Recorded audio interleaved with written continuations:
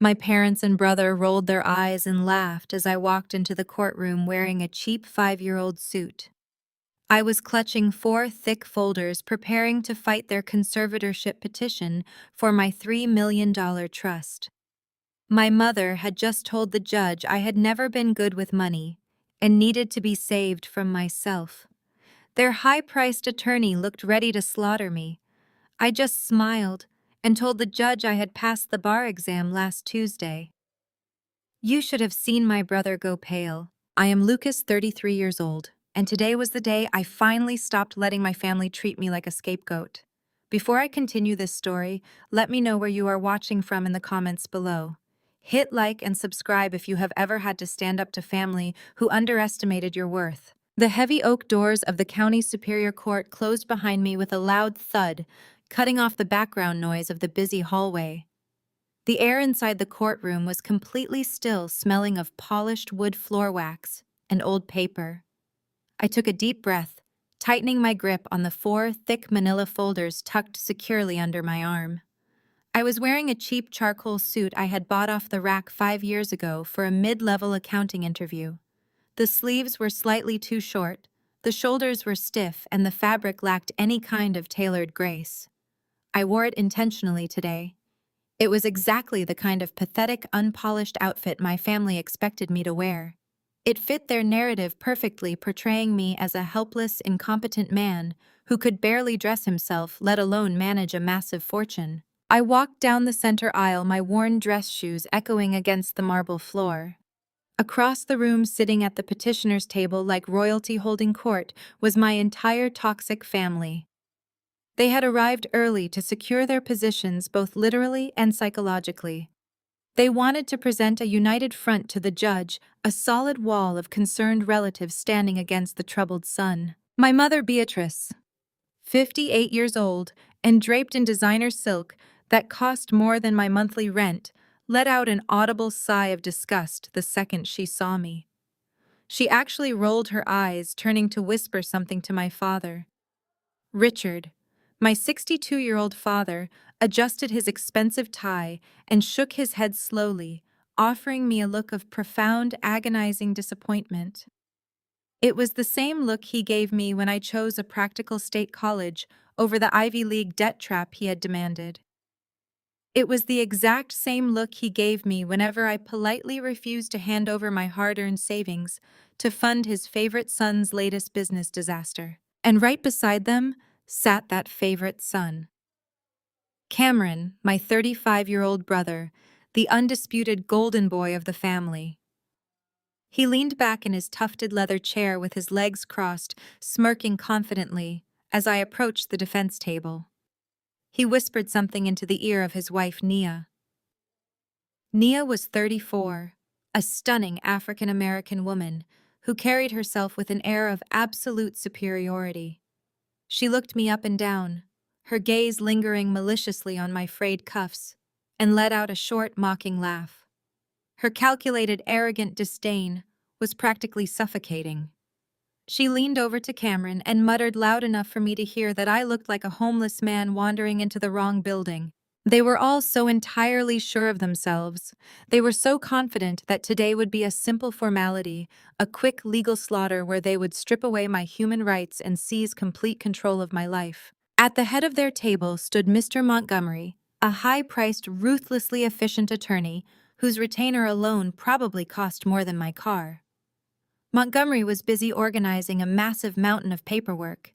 He moved with the predatory grace of a shark who smelled blood in the water. He barely glanced at me, completely dismissing my presence as if I were a ghost.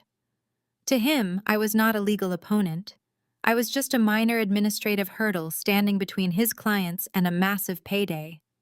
He slapped a stack of legal briefs onto the desk, ready to demolish my future. I took my seat alone at the defense table. I placed my 4 manila folders neatly in front of me, making sure the edges were perfectly aligned with the edge of the wood. My family watched me arrange my modest pile of papers, and I could hear Cameron snicker again. They thought those folders contained desperate handwritten pleas or disorganized bank statements. They thought I was going to beg the judge for mercy. They had absolutely no idea what I had been doing in the shadows for the past 4 years. The bailiff announced the judge, and we all stood. Judge Hernandez, a stern-looking woman with sharp eyes and a no-nonsense demeanor, took her seat at the bench and adjusted her glasses. She looked over the docket sheet in front of her, her expression serious. This is the matter of the conservatorship petition for Lucas Harrison. Judge Hernandez announced, her voice echoing sharply through the quiet courtroom. Before the judge could even finish her opening procedural remarks, my mother sprang into action. Beatrice stood up clutching a perfectly folded lace handkerchief and launched into the theatrical performance she had undoubtedly been rehearsing for weeks. "Your Honor!" Beatrice cried out, her voice trembling with manufactured grief and intense maternal concern. "Please, you have to help us. My son Lucas has never been fit to handle his own affairs. He has never been good with money, and he is completely unstable. We are terrified for him." She dabbed at her dry eyes, casting a sorrowful, pitying look in my direction. The performance was sickeningly good. She sounded like a desperate, loving mother trying to save her child from imminent destruction. If I did not know the dark truth behind her tears, I might have actually believed her. "We are not here out of greed, Your Honor," Beatrice continued, her voice catching perfectly on cue. "We are here out of love. Lucas has recently inherited a $3 million trust. It is a massive sum, and in his current mental state, he will completely ruin his life. He will squander it, or worse, he will be taken advantage of by predators. He lacks the basic capacity to make rational decisions. We are just trying to save him from himself. We want to take on this heavy burden of conservatorship so he can be safe." I sat perfectly still, my hands resting lightly on my 4 manila folders. I let her spin her web of lies. I let her paint me as an incompetent, mentally unstable fool who needed his mommy and daddy to control his bank accounts. I listened to her claim she wanted to protect me from predators, knowing full well that the only predators in this room were sitting at her table. They were here for one reason only. My grandfather had seen right through their greed before he died. He had bypassed the golden child, bypassed his own son, and left his entire $3 million estate in a trust exclusively for me. My family was entirely cut out, and it drove them absolutely insane. Since they could not legally contest the ironclad will my grandfather had drawn up, they had resorted to this vicious tactic. They were trying to use the legal system to declare me mentally incompetent, strip me of my financial autonomy, and legally seize the money for themselves. They thought I was an easy target, a quiet scapegoat who would just roll over and surrender. Mr. Montgomery stood up next, looking incredibly pleased with my mother's performance. He buttoned his expensive suit jacket and addressed the judge, ready to begin his aggressive legal assault. He was fully prepared to steamroll me into the ground. I kept my expression entirely neutral, but inside my heart was pounding with a steady rhythmic anticipation. They thought I was walking into an ambush. They thought they had backed a helpless animal into a corner. But I was not helpless, and I was not the man they thought I was. The judge looked at me, taking in my cheap suit and my isolated position at the defense table, completely unaware of the absolute legal slaughter that was about to unfold. I watched my father gently pat my mother's hand, playing the role of the endlessly supportive patriarch. I watched Nia lean over and whisper excitedly to Cameron, both of them practically salivating at the thought of $3 million funding their lavish, superficial lifestyle. They were so blinded by their own arrogance, so consumed by their absolute greed, that they failed to notice how unnervingly calm I was. They expected me to be shaking, crying, or throwing a desperate tantrum that they could immediately point to as further proof of my emotional instability. Instead, I simply sat there, breathing evenly, waiting for my turn to speak. The trap was meticulously set, and they had willingly, eagerly walked right into the very center of it. Mr. Montgomery stood up and forcefully buttoned his custom-tailored suit jacket. He projected an aura of absolute intimidating authority as he approached the center podium. He carried a massive stack of legal briefs, slapping them down onto the wooden surface to ensure every single eye in the room was fixed entirely on him. "Your Honor," Montgomery began, his voice booming with practiced theatrical weight. We are not dealing with a simple everyday case of youthful financial inexperience. We are dealing with a severe chronic psychiatric breakdown that has plagued Mr. Harrison for well over a decade. He paced back and forth, gesturing aggressively toward my lonely table. 10 years ago, my client's son suffered what the family generously called a temporary burnout. But the medical reality was far more disturbing and dangerous. He completely abandoned his basic responsibilities, withdrew from normal society, and exhibited deeply erratic paranoid behavior. He was entirely incapable of managing a simple checking account, let alone a multi-million-dollar estate. I sat perfectly still and listened as Montgomery twisted my past into a vicious weapon. 10 years ago, I had worked 80 grueling hours a week at a demanding accounting firm to pay off my suffocating student loans, all while my parents bought Cameron a luxury sports car in cash.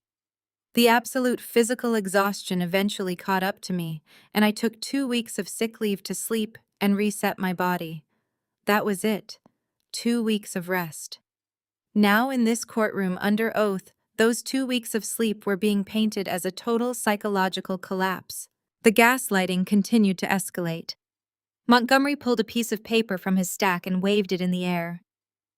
The family has spent years walking on eggshells. Montgomery continued, his tone dripping with fake, sickening sympathy.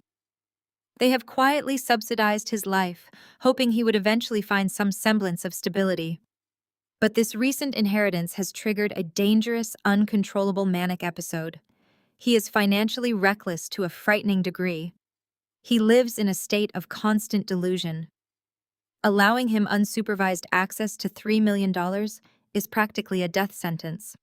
The money will be gone in a matter of months, squandered on reckless impulses or stolen by malicious actors who see an easy, vulnerable mark.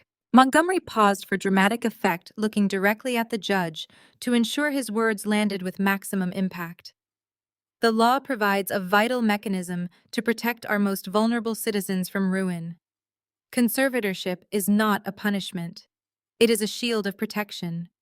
We are respectfully demanding that the court grant immediate fiduciary control of the $3 million trust to his father, Richard Harrison, and his brother, Cameron Harrison. They are upstanding, highly successful businessmen who have selflessly agreed to manage these assets and ensure Lucas is properly provided for. I watched my father nod solemnly at the judge, playing the part of the weary but endlessly devoted patriarch. Cameron puffed out his chest, adjusting his expensive watch, desperately trying to look like a responsible, wealthy entrepreneur instead of a desperate fraud drowning in illicit debt. Nia patted Cameron on the arm, flashing a supportive, sickeningly sweet smile at her husband.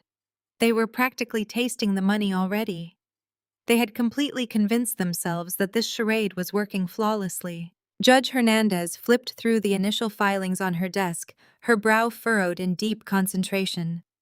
She looked over the heavily embellished, entirely fabricated affidavits my parents had signed under penalty of perjury. She let out a soft sigh and then turned her attention directly to me. For a fleeting moment, I saw genuine, unadulterated pity in her eyes. She looked at my cheap, ill-fitting suit, my isolated position at the defense table, and the massive, aggressive legal machine arrayed against me. "Mr. Harrison," Judge Hernandez said, her voice dropping to a softer, almost maternal tone. "I am looking at the docket in front of me, and I do not see a notice of appearance for your legal counsel. Where is your representation today? This is a highly complex proceeding. You are facing an incredibly aggressive petition that could legally strip you of your fundamental autonomy. I strongly advise you not to navigate this courtroom alone." The tension in the room instantly spiked to an unbearable level. Montgomery scoffed loudly, a harsh, echoing sound of pure contempt. He leaned against his podium, crossing his arms, clearly expecting me to stutter, cry, or beg the court for a lengthy delay. My mother grabbed her lace handkerchief again, preparing to fake another dramatic round of tears at my impending emotional breakdown. I stood up slowly. I made a deliberate choice not to look at my mother. I did not look at my father. I did not even cast a glance at Cameron or Nia. I kept my eyes locked dead on Judge Hernandez. I picked up my first manila folder and stepped out from behind the heavy wooden defense table. I walked straight up to the speaker's podium, my posture rigid, my voice projecting clearly and confidently across the completely silent courtroom. "I am representing myself, Your Honor," I stated firmly, offering no apologies or hesitations. Montgomery laughed out loud. He actually threw his head back and laughed, shaking his head as if I had just told the most ridiculous joke he had ever heard in his entire legal career. "Your Honor," he interrupted, waving a dismissive hand in my direction. "This right here just proves our exact point. The man is completely delusional and unfit for reality." I turned my head just enough to look Montgomery dead in the eye, unleashing a smile as cold and unforgiving as ice. "I am representing myself," I continued calmly, my voice slicing through the heavy courtroom air like a sharpened blade. "Because as of last Tuesday, I officially passed the bar exam, and I am a licensed attorney in this state." The silence that followed my declaration was absolute and beautiful. I let the silence hang in the air for a long moment, savoring every single second of their collective shock. You could have heard a pin drop on the marble floor. I watched as the arrogant smirk completely vanished from Cameron's face, replaced by a look of sheer, unadulterated panic. All the color drained from his cheeks, leaving him looking like a ghost trapped in a tailored suit. He gripped the edge of the heavy wooden table so tightly his knuckles turned white. My mother Beatrice was so entirely stunned that she broke her carefully crafted character. The crumpled lace handkerchief she had been using to fake her maternal tears slipped from her fingers and fluttered quietly to the floor. She sat frozen, her mouth slightly open, staring at me as if a stranger had just possessed her son's body. Mr. Montgomery, the high-priced legal shark, who had dismissed me as a pathetic administrative hurdle just minutes ago, actually physically stumbled backward. He bumped into his chair and gripped his podium, stammering for words that suddenly refused to come. His mouth moved, but no sound emerged. The absolute certainty he had walked in with was completely shattered. He looked at me, then at my parents, realizing instantly that they had kept a massive case-altering secret from him. But they had not kept it from him on purpose. They simply had no idea. I turned smoothly to the bailiff, who was watching the scene unfold with barely concealed amusement. I unbuttoned the inside pocket of my cheap suit jacket and pulled out a crisp, sealed envelope. I handed it to the bailiff, keeping my movements deliberate and professional. "Please present my official bar card, my state license number, and my notice of appearance to Her Honor," I requested politely. The bailiff took the envelope and walked it up to the bench. Judge Hernandez opened it, sliding her reading glasses down her nose. She examined the documents carefully, her eyes darting between the official state seal and my face.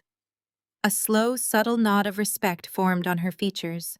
She looked back at Montgomery, who was still struggling to regain his composure. "Well, Mr. Montgomery," Judge Hernandez stated, setting the papers down flat on her desk, "it appears Mr. Harrison is fully licensed to practice law in this state. The court recognizes his right to act as his own legal counsel in these proceedings. I suggest we reset the tone of this hearing immediately." Montgomery swallowed hard, visibly sweating under the harsh courtroom lights. The entire dynamic of the room had just flipped on its head. I was no longer the helpless, unrepresented victim waiting for the slaughter. I was an officer of the court, standing on my own 2 feet, ready to dismantle their entire fraudulent operation piece by piece. Panic is a dangerous thing for a lawyer, and Montgomery was definitely panicking. He realized he was losing control of the narrative, and his massive ego refused to accept defeat at the hands of a rookie attorney. He aggressively straightened his tie, puffed out his chest, and launched a desperate counterattack to regain his footing. "Your Honor, with all due respect," Montgomery argued, his voice rising in volume as he attempted to dominate the room once again. "Passing a standardized test does not miraculously cure chronic mental instability. We see highly functioning individuals suffer from severe psychiatric episodes all the time. The fact that Mr. Harrison managed to pass a legal exam while hiding his true condition only proves how deeply manipulative and unpredictable he truly is. He is masking his illness. This changes absolutely nothing about his reckless financial behavior or his inability to manage a $3 million estate safely. He pointed an accusing finger at me, doubling down on the completely fabricated narrative my family had paid him to push. Being a lawyer does not make him sane, Montgomery declared loudly. My clients are still terrified for his well-being. We have sworn affidavits. We have expert medical evaluations. We have witnesses ready to testify to his chaotic, dangerous lifestyle. I demand that we proceed with the witness testimonies immediately. We will prove beyond a shadow of a doubt that Lucas Harrison requires a conservatorship to survive. Judge Hernandez frowned, clearly annoyed by Montgomery's aggressive outburst, but she turned her gaze back to me. The law required her to hear the evidence presented. She folded her hands on the desk. Mr. Harrison, Judge Hernandez asked evenly. Opposing counsel is requesting to move forward with calling their witnesses to the stand. How do you respond to these allegations, and do you object to proceeding with the testimonies today? I looked at my family sitting across the aisle. My mother was frantically nodding at Montgomery, silently urging him to destroy me. Cameron was wiping sweat from his forehead, leaning heavily on Nia, who glared at me with absolute venom. They were desperate to get on that stand and tell their rehearsed lies. They wanted to bury me under a mountain of perjury, fully believing they were smarter than everyone else in the room. I smiled warmly at the judge, projecting total, unshakable calm. I do not object at all. Your Honor, I replied, my voice smooth and polite. In fact, I completely agree with Mr. Montgomery. I believe hearing from these witnesses is absolutely essential to finding the truth today. Let them speak. Let them tell this court exactly what they have witnessed under oath. Montgomery blinked, caught entirely off guard by my rapid agreement. He had expected me to fight to argue for a continuance or to try and suppress their fabricated evidence. He did not realize that I needed them to take the stand. I needed them to commit perjury on the official court record. They thought they held all the winning cards today. I was opening the door and inviting them to walk right into their own graves. Let the slaughter begin. Judge Hernandez nodded at my response. She gestured toward the petitioner's table. Call your first witness, Mr. Montgomery. Montgomery eagerly adjusted his suit and called Nia Harrison to the stand. My sister-in-law stood up, smoothing down her outrageously expensive designer dress. She strutted to the witness stand with the runway confidence of a woman who fully believed she was untouchable. Her wrists were stacked with diamond tennis bracelets that clinked loudly as she raised her right hand to take the oath. She settled into the witness chair, crossing her legs and casting a brief, disdainful glance in my direction. She looked like a wealthy socialite forced to endure the presence of a peasant. Montgomery approached her with a gentle, encouraging smile. Mrs. Harrison. He began, his tone shifting into something soft and empathetic. Could you please describe for the court what it has been like dealing with your brother-in-law Lucas over the past few months? Nia sighed heavily, placing a perfectly manicured hand over her chest. It has been an absolute nightmare, she said, pitching her voice to sound exhausted and traumatized. Cameron and I have tried so hard to help him. We really have. But Lucas is completely out of control. He lives like a feral animal. Can you give the court a specific example? Montgomery prompted. Nia nodded eagerly. Last month I went to his apartment to bring him some groceries because we knew he was struggling. The place was a biohazard. There were rotting takeout containers everywhere, stacks of bizarre handwritten notes taped to the walls, and the smell was unbearable. He was pacing around, muttering to himself about people watching him. It was terrifying. He clearly could not care for himself. Montgomery looked solemnly at the judge before turning back to Nia. And what about his financial habits? Has he ever asked you or your husband for money? Oh, constantly, Nia scoffed, tossing her hair over her shoulder. He blows through whatever small amount he earns on absolute garbage. Then he comes crying to Cameron. Just a few weeks ago, he showed up at our house in the middle of the night, completely manic. He was banging on our front door demanding cash. He said he needed $10,000 immediately for some wild investment scheme. Cameron had to give him $2,000 just to get him to leave and calm down. We are just bleeding money trying to keep him off the streets. It is breaking my husband's heart to see his brother this sick. She looked at the judge with wide, pleading eyes. If he gets his hands on $3 million, He will be dead or destitute in a week. He needs a conservator. Thank you, Mrs. Harrison, Montgomery said, turning to me with a triumphant smirk. Your witness. I stood up slowly, picking up my legal pad. I walked toward the podium, my face a mask of absolute calm. Nia lifted her chin, ready for a fight.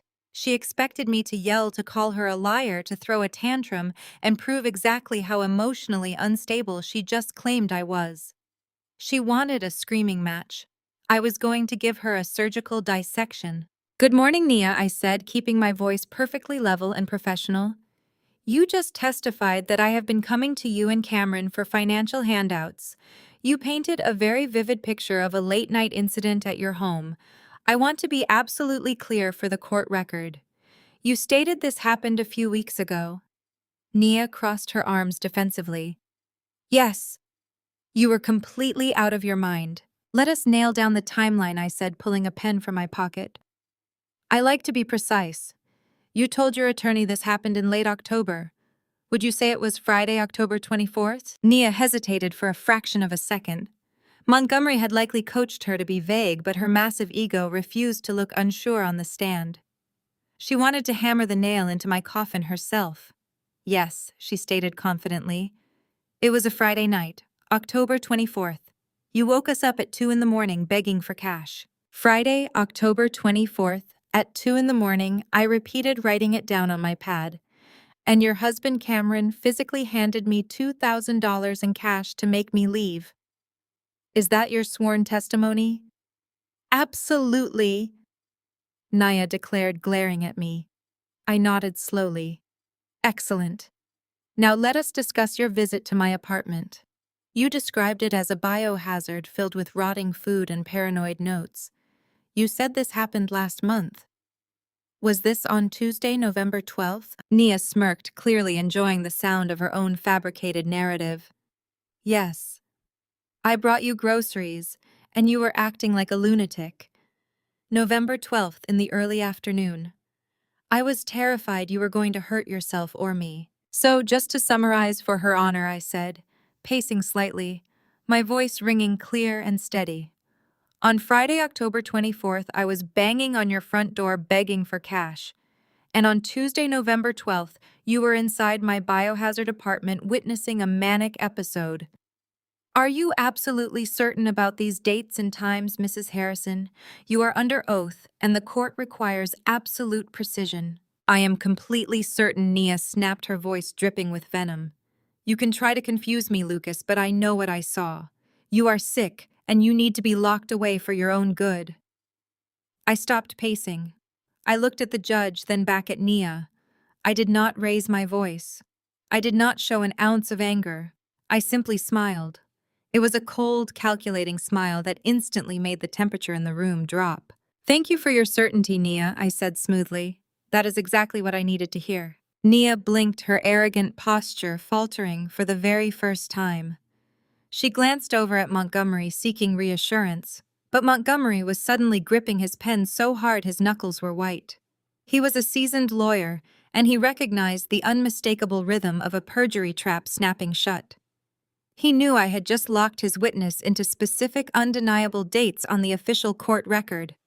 He just did not know how I was going to destroy her with them. No further questions for this witness, Your Honor, I stated, turning my back on Nia and walking calmly back to my table. I had exactly what I wanted. The entire foundation of their malicious lies was now set in permanent concrete, officially recorded by the court reporter and completely ready to be entirely demolished. Nia stepped down from the witness stand, her diamond bracelets clinking as she returned to her seat beside Cameron. I did not give her the satisfaction of a reaction. Instead, I turned my attention directly to the man sitting next to my mother. I would like to call Richard Harrison to the stand, I announced, my voice echoing clearly across the polished wood of the courtroom. My father stood up. He adjusted his expensive silk tie and buttoned his custom blazer, portraying the image of a weary, concerned patriarch forced to discipline a wayward child. He walked to the stand with slow, deliberate steps and took the oath. As he sat down, he offered Judge Hernandez a polite, deeply pained smile. Good morning, Richard. I began, purposefully omitting the title of father. We are here today because you and Beatrice are petitioning the court to seize complete fiduciary control over my assets. You claim this extreme measure is absolutely necessary for my own protection. Is that correct? Yes, Lucas. It is, my father replied, his tone dripping with patronizing sorrow. We love you. We are simply terrified that your current mental state will lead you to ruin your life. We cannot sit by and watch you destroy yourself. I nodded slowly, pacing the length of the courtroom floor. That is a very noble sentiment. Let us examine the timeline of this overwhelming parental concern. Before we discuss my mental state, we need to discuss the exact catalyst for this petition. 4 months ago, your father, my grandfather, passed away. Do you recall the reading of his will? Montgomery jumped up from his chair. Objection, Your Honor. The details of the grandfather's estate are entirely irrelevant to Lucas's current psychiatric crisis. Judge Hernandez looked at me. How is this relevant, Mr. Harrison? It establishes motive, Your Honor, I replied without missing a beat. The petitioners claim they are acting out of love. I intend to prove they are acting purely out of financial desperation and greed. The will reading is the exact moment this fraudulent conservatorship was conceived. I will allow it. Judge Hernandez ruled, gesturing for me to continue. Overruled. You may answer the question, Mr. Harrison. My father clenched his jaw, visibly annoyed by the judge's ruling. Yes, I remember the reading of the will. It was a very difficult time for our family. We were all grieving. Grieving or furious? I asked sharply. Let us clarify the exact terms of that will for the court record. Grandpa Harrison was a highly successful, self-made man. He was also a remarkably observant man. He watched Cameron launch 4 different startup companies over the past decade. How many of those companies actually succeeded, Richard? My father shifted uncomfortably in his seat. Entrepreneurship is a difficult path. Cameron has faced challenges, but he is a brilliant visionary. We have always supported his endeavors. By supported, you mean you and Beatrice continuously bailed him out. I corrected, my voice rising in volume. You poured hundreds of thousands of dollars into his failing ventures. Grandpa Harrison saw exactly what was happening. He watched you enable a fraud. He watched Cameron burn through money while living a lavish lifestyle. And because Grandpa Harrison was a pragmatic man, he made a very specific legal decision regarding his estate. Tell the court what he did. He made a mistake, my father snapped, his composed facade showing its first real crack. He was old, and his judgment was impaired. His judgment was flawless, I countered. Under oath, tell the judge exactly who inherited the entirety of Grandpa Harrison's $3 million estate. The courtroom fell completely silent. My father glared at me, his face turning a blotchy shade of red. He gripped the edges of the witness stand. The silence stretched until Judge Hernandez leaned forward. Answer the question, the judge demanded sternly. He left it to you. My father practically spat the words out. He left the entire $3 million trust exclusively to you. I stopped pacing and faced him directly. $3 million. And he explicitly bypassed you, his own son. He explicitly bypassed Cameron, your golden child. He left specific instructions that neither of you were to have any access, control, or benefit from that trust.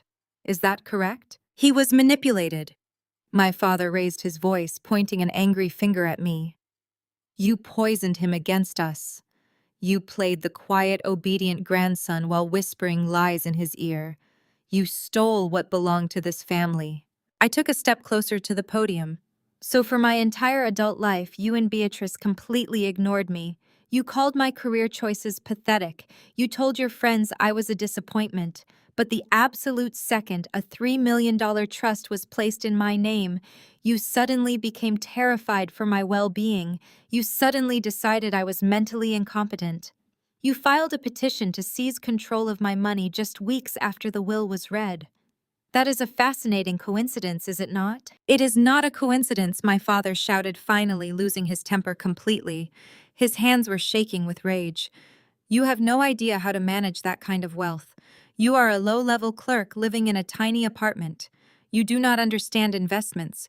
You do not understand legacy. Cameron needs capital for his business. We need to secure the family assets. That money belongs to the family, not just you." The words echoed off the marble walls. I stood perfectly still, letting his furious admission hang heavily in the courtroom air. In his blinding anger, he had just confessed everything. He had completely abandoned the fake narrative of the loving, concerned father protecting a sick child. He had just admitted under oath on the official court record that the entire conservatorship petition was nothing but a calculated legal hijacking designed to seize my money for Cameron. I looked right at the judge and smiled coldly. "No further questions for this witness, Your Honor," I stated, turning away. Richard's face flushed crimson as he stepped down. Montgomery wiped sweat from his forehead, frantically flipping through his legal pads to salvage his collapsing case. His argument rested entirely on a loving family protecting a fragile son. My father had just taken a sledgehammer to that foundation, revealing undeniable greed beneath their performative concern. I did not give them a single second to recover from the devastating blow. I called Beatrice Harrison to the stand. I announced, my voice carrying unyielding authority. My mother stiffened. She shot a panicked glance at Montgomery, who silently pleaded with her to stick to the script. Beatrice slowly stood, smoothing her designer skirt. She walked toward the witness box with practiced elegance. She swore to tell the truth and took her seat. Instantly, she let her shoulders slump to appear incredibly fragile and emotionally exhausted. She produced a fresh, perfectly pressed tissue, preparing to play the heartbroken mother all over again. "Good morning, Beatrice," I began. "Your husband testified the family is concerned about my financial abilities. He stated Cameron needs capital for his business, and the $3 million belongs to the family. Do you agree?" Beatrice dabbed her dry eyes. "Your father spoke out of frustration, Lucas. We are terrified for you. You never understood how to handle significant assets. We simply want to protect you from losing everything." "Protect me," I repeated smoothly. "Let us examine your concept of protection. You claim I am reckless. Yet for 10 years I lived entirely within my means. I paid my student loans. I have zero credit card debt. Meanwhile, let us talk about Cameron." I stepped closer, maintaining my relentless focus. "How many companies has Cameron started in the last decade, Beatrice?" She lifted her chin defensively. "Cameron is a visionary. He is a brilliant entrepreneur. People like him take risks to build empires. It is entirely different from your ordinary life." "A visionary," I echoed, making sure the courtroom heard the absurdity of her claim. "A visionary who declared bankruptcy twice. A visionary whose previous 3 startups completely collapsed within their first year. Who funded these brilliant ventures, Beatrice? Who covered his massive losses every single time?" "We believe in our son," she snapped. "Families support each other. We invested in his potential. That is what loving parents do." "That is a fascinating definition of support," I replied, my voice dropping to an icy cadence. "You poured hundreds of thousands of dollars into Cameron's failing companies. You subsidized his luxury cars, vacations, and mortgage. You treated him as your golden investment. But what happened when I asked for a fraction of that support? Let us put that on the record." I picked up a document. 10 years ago, when I was working 80 hours a week at a demanding firm to pay for my state college tuition, I asked you and Richard for a $5,000 loan to cover a sudden medical emergency. Do you remember what you told me? Beatrice shifted uncomfortably. "I do not recall the exact conversation. It was a long time ago." "I remember it perfectly," I said, staring right through her. "You told me giving me money would be a terrible return on investment because I was just a lowly clerk. You let me drown in medical debt while you wrote a check for Cameron's country club membership that same week. You established a crystal clear dynamic. Cameron was the golden child who deserved everything, and I was the scapegoat who deserved absolutely nothing." "That is not true!" Beatrice cried out. "We treated you both fairly. You were always just jealous of your brother's success." "His success," I laughed. "We will get to the reality of his so-called success very soon. Right now, we are talking about your bias. You have spent your entire life creating an echo chamber of delusion. In your world, Cameron can do no wrong and I can do no right. And now you are sitting in a court of law attempting to weaponize that exact same bias to steal my inheritance. You want the court to believe I am insane so you can legally strip me of my rights. Tell me, Beatrice, if the court grants this conservatorship, who will manage the $3 million the court would appoint your father and your brother? She stated, her voice trembling as the trap began to close. They would keep it safe. Safe, I repeated. You mean safe in Cameron's bank accounts. You genuinely believe handing $3 million to a man with multiple bankruptcies is a responsible financial decision simply because he is your favorite son. You believe he is entitled to the money my grandfather kept away from him. He is your brother! Beatrice yelled, dropping the fragile mother act completely, her face twisted with raw, unfiltered greed. He is building a legacy for this family. You are doing nothing with your life. You do not deserve that wealth. It is wasted on you. Cameron needs that capital to expand his business. It is the only logical thing to do. The judge let out a sharp, audible breath, utterly appalled by my mother's blatant, unapologetic entitlement. I stepped back, allowing the sheer toxicity of her words to settle over the courtroom. She had just confirmed exactly what my father had admitted. There was no medical emergency. There was no psychiatric crisis.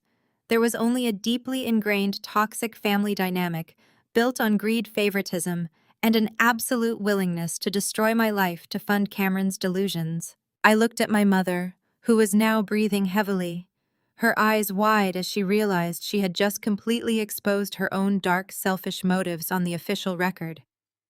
I had expertly cornered her completely and absolutely. She stared at me, trembling with fury and paralyzing fear, realizing her golden child was no longer protected from the consequences of his actions. I held her gaze for a moment before turning back to the podium. I reached into my manila folder and pulled out a single sheet of paper. I had established their overwhelming greed.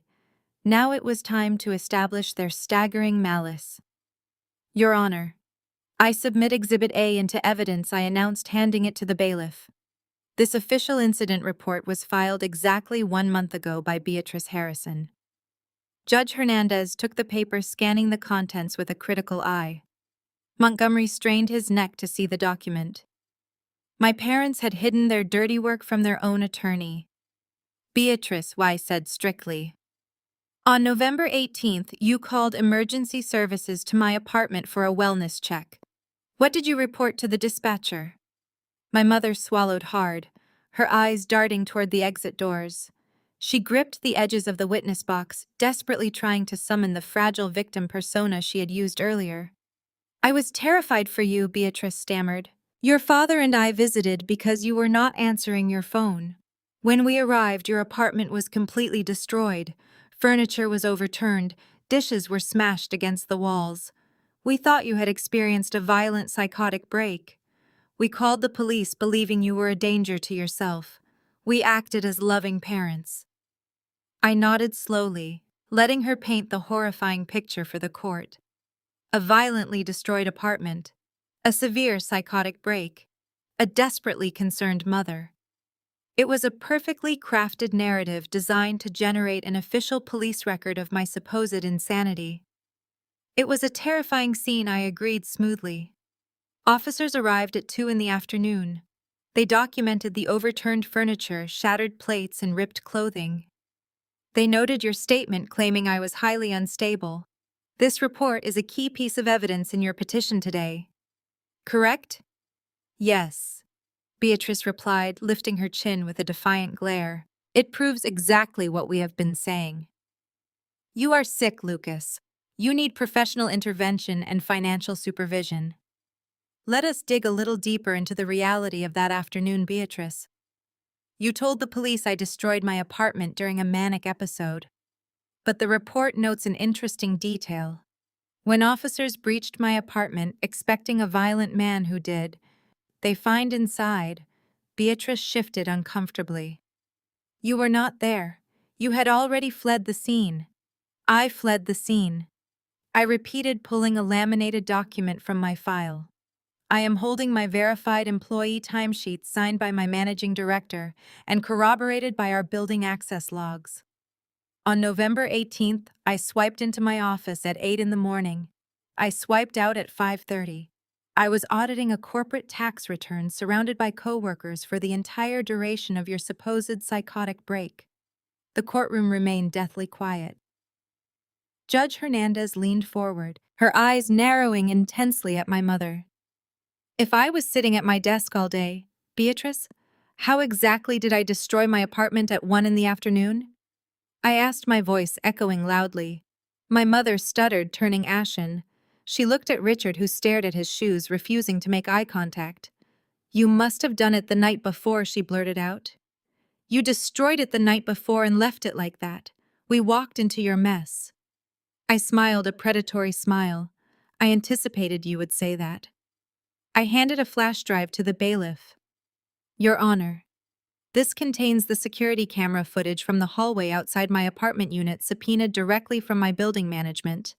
I turned to Beatrice. The camera footage shows you and Richard arriving at my door at exactly 1:15 in the afternoon.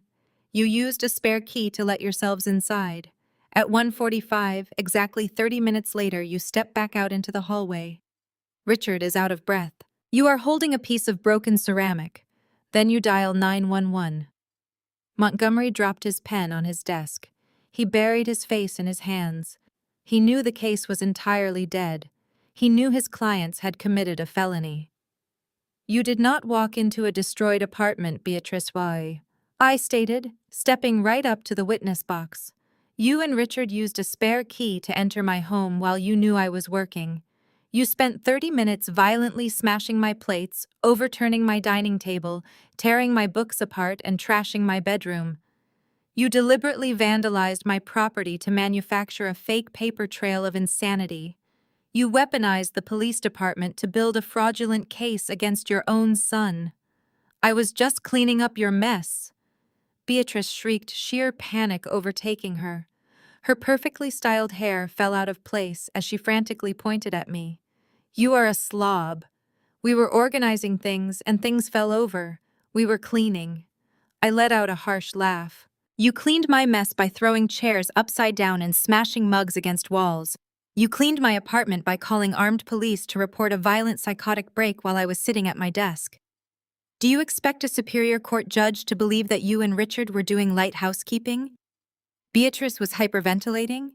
She looked frantically around the courtroom for an escape route that did not exist. The gallery attendees were whispering in absolute shock. Nia had shrunk down in her seat, desperately trying to distance herself from the catastrophic implosion happening on the stand. You committed breaking and entering. I continued my words, striking her like physical blows. You committed vandalism. You filed a false police report. You committed perjury. You orchestrated a malicious, calculated criminal conspiracy simply because you were terrified I would not hand over my grandfather's $3 million to fund Cameron's lavish lifestyle. I am your mother, Beatrice wailed, sobbing hysterically into her hands. You cannot do this to me. You stopped being my mother the day you decided to sell my freedom to save your favorite son, I replied coldly. I turned my back on her sobbing form and looked squarely at Montgomery. I had destroyed their character witness.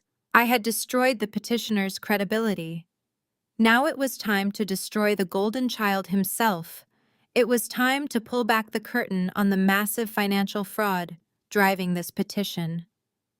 Your Honor, I have no further questions for this witness at this time, I announced smoothly. I would like to call Cameron Harrison to the stand. Cameron swallowed hard, the color draining from his face as he stood up.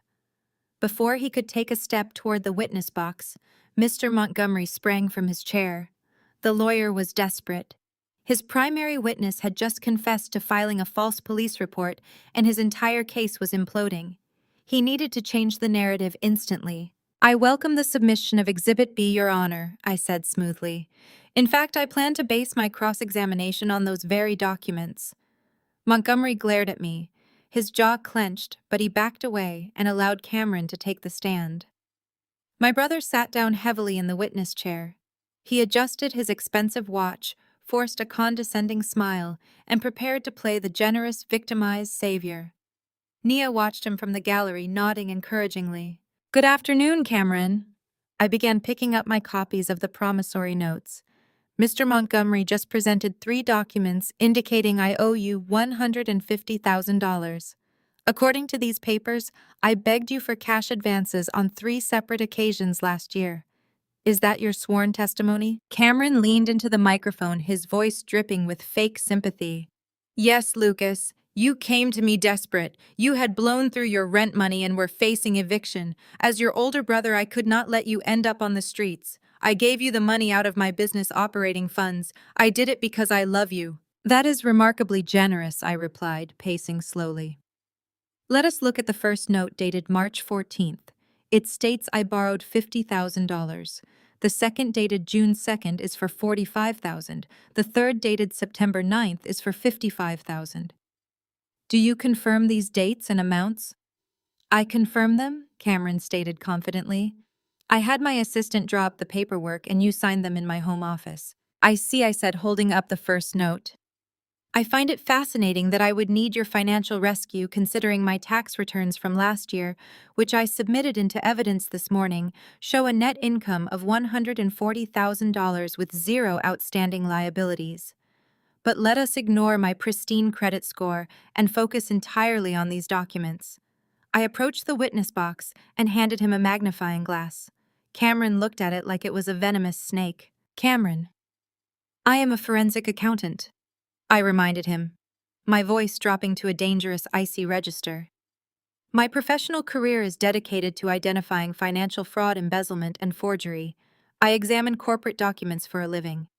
So when your attorney submitted these promissory notes during discovery, I naturally applied my expertise to them. Cameron swallowed audibly. The condescending smile vanished. A bead of sweat formed on his temple.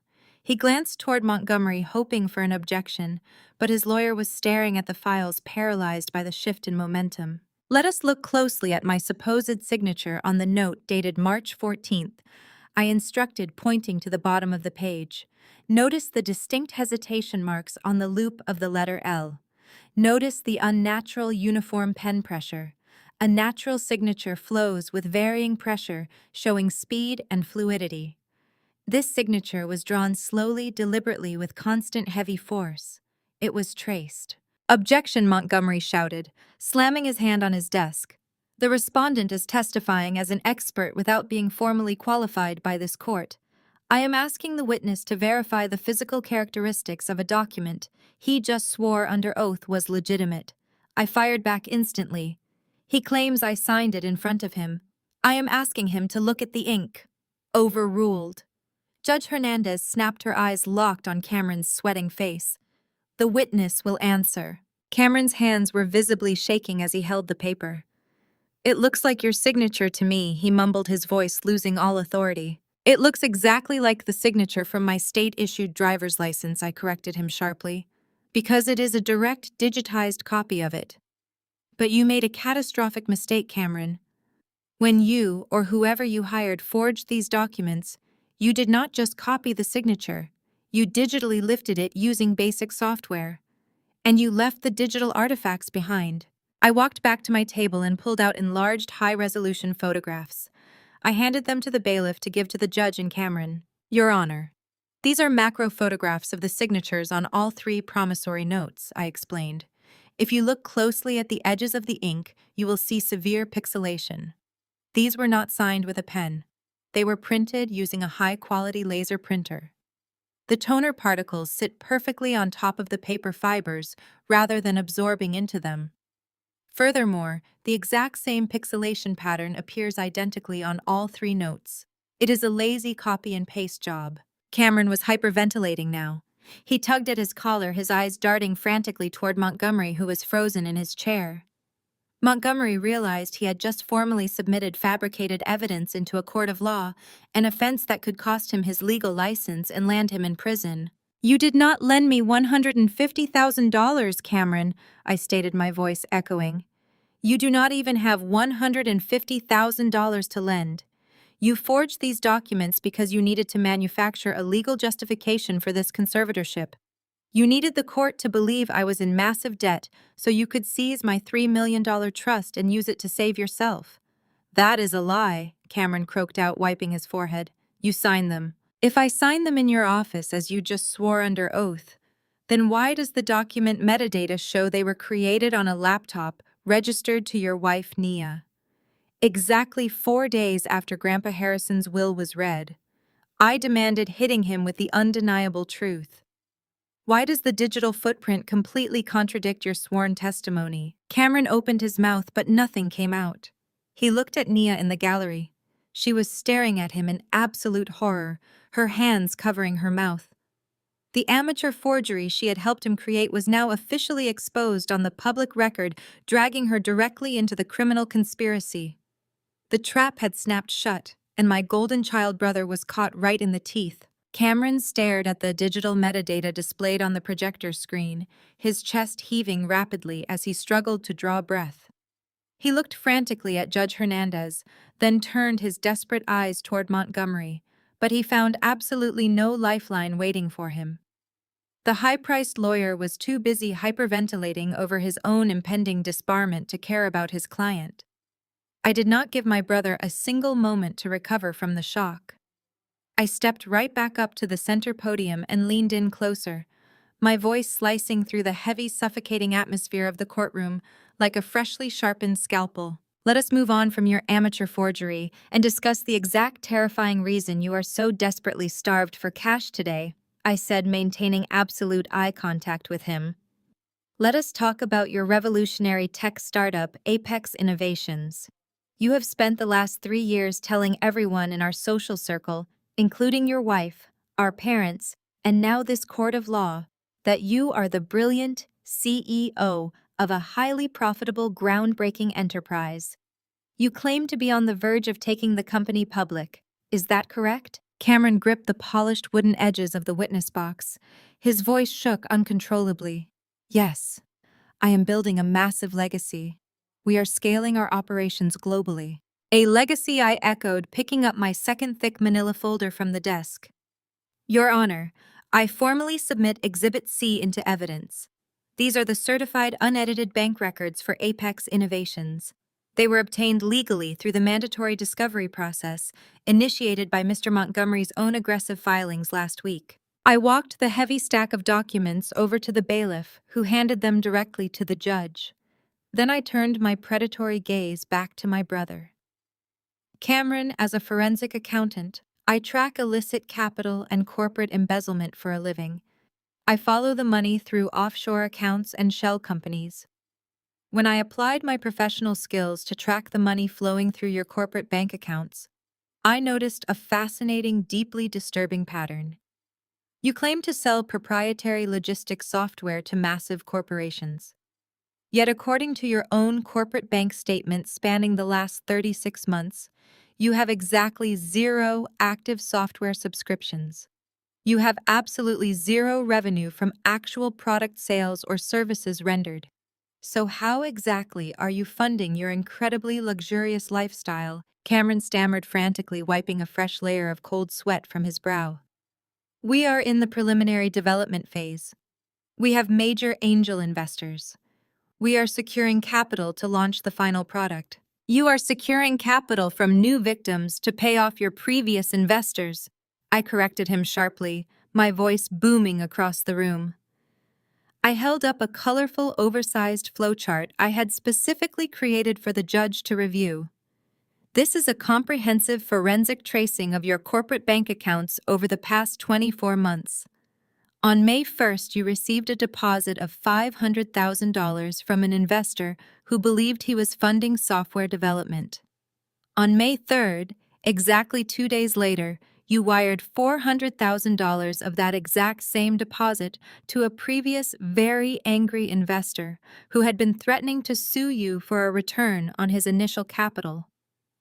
You did not invest a single dime of that money in software development. You simply moved it from one account to another to cover your tracks and stop a lawsuit. Objection. Montgomery yelled weakly from his desk, though he looked entirely defeated and exhausted.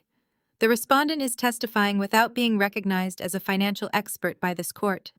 The respondent is reading directly from the subpoenaed certified financial records that your own client provided.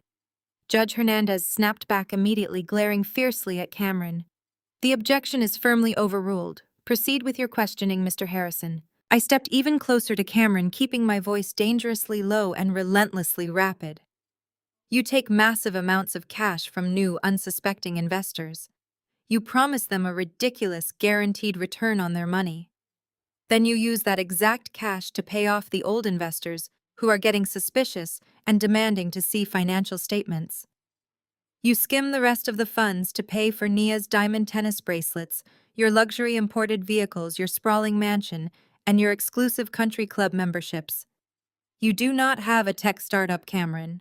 You are running a textbook multi-million-dollar Ponzi scheme. That is completely false, Cameron shouted, his voice cracking hysterically as he gripped the microphone. You do not understand high-level corporate finance or venture capital. I understand federal wire fraud perfectly well, I fired back instantly.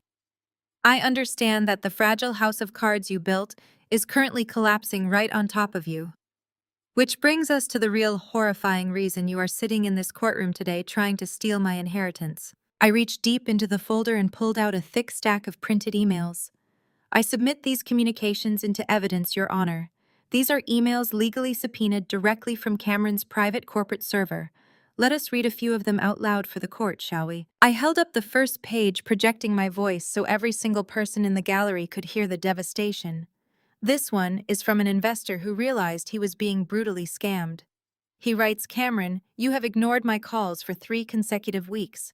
If I do not have my $600,000 wired to my account by the end of this month, I am not calling my lawyer.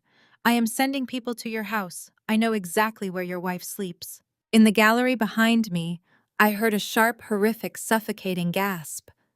I did not turn around to look, but I knew exactly who made the sound.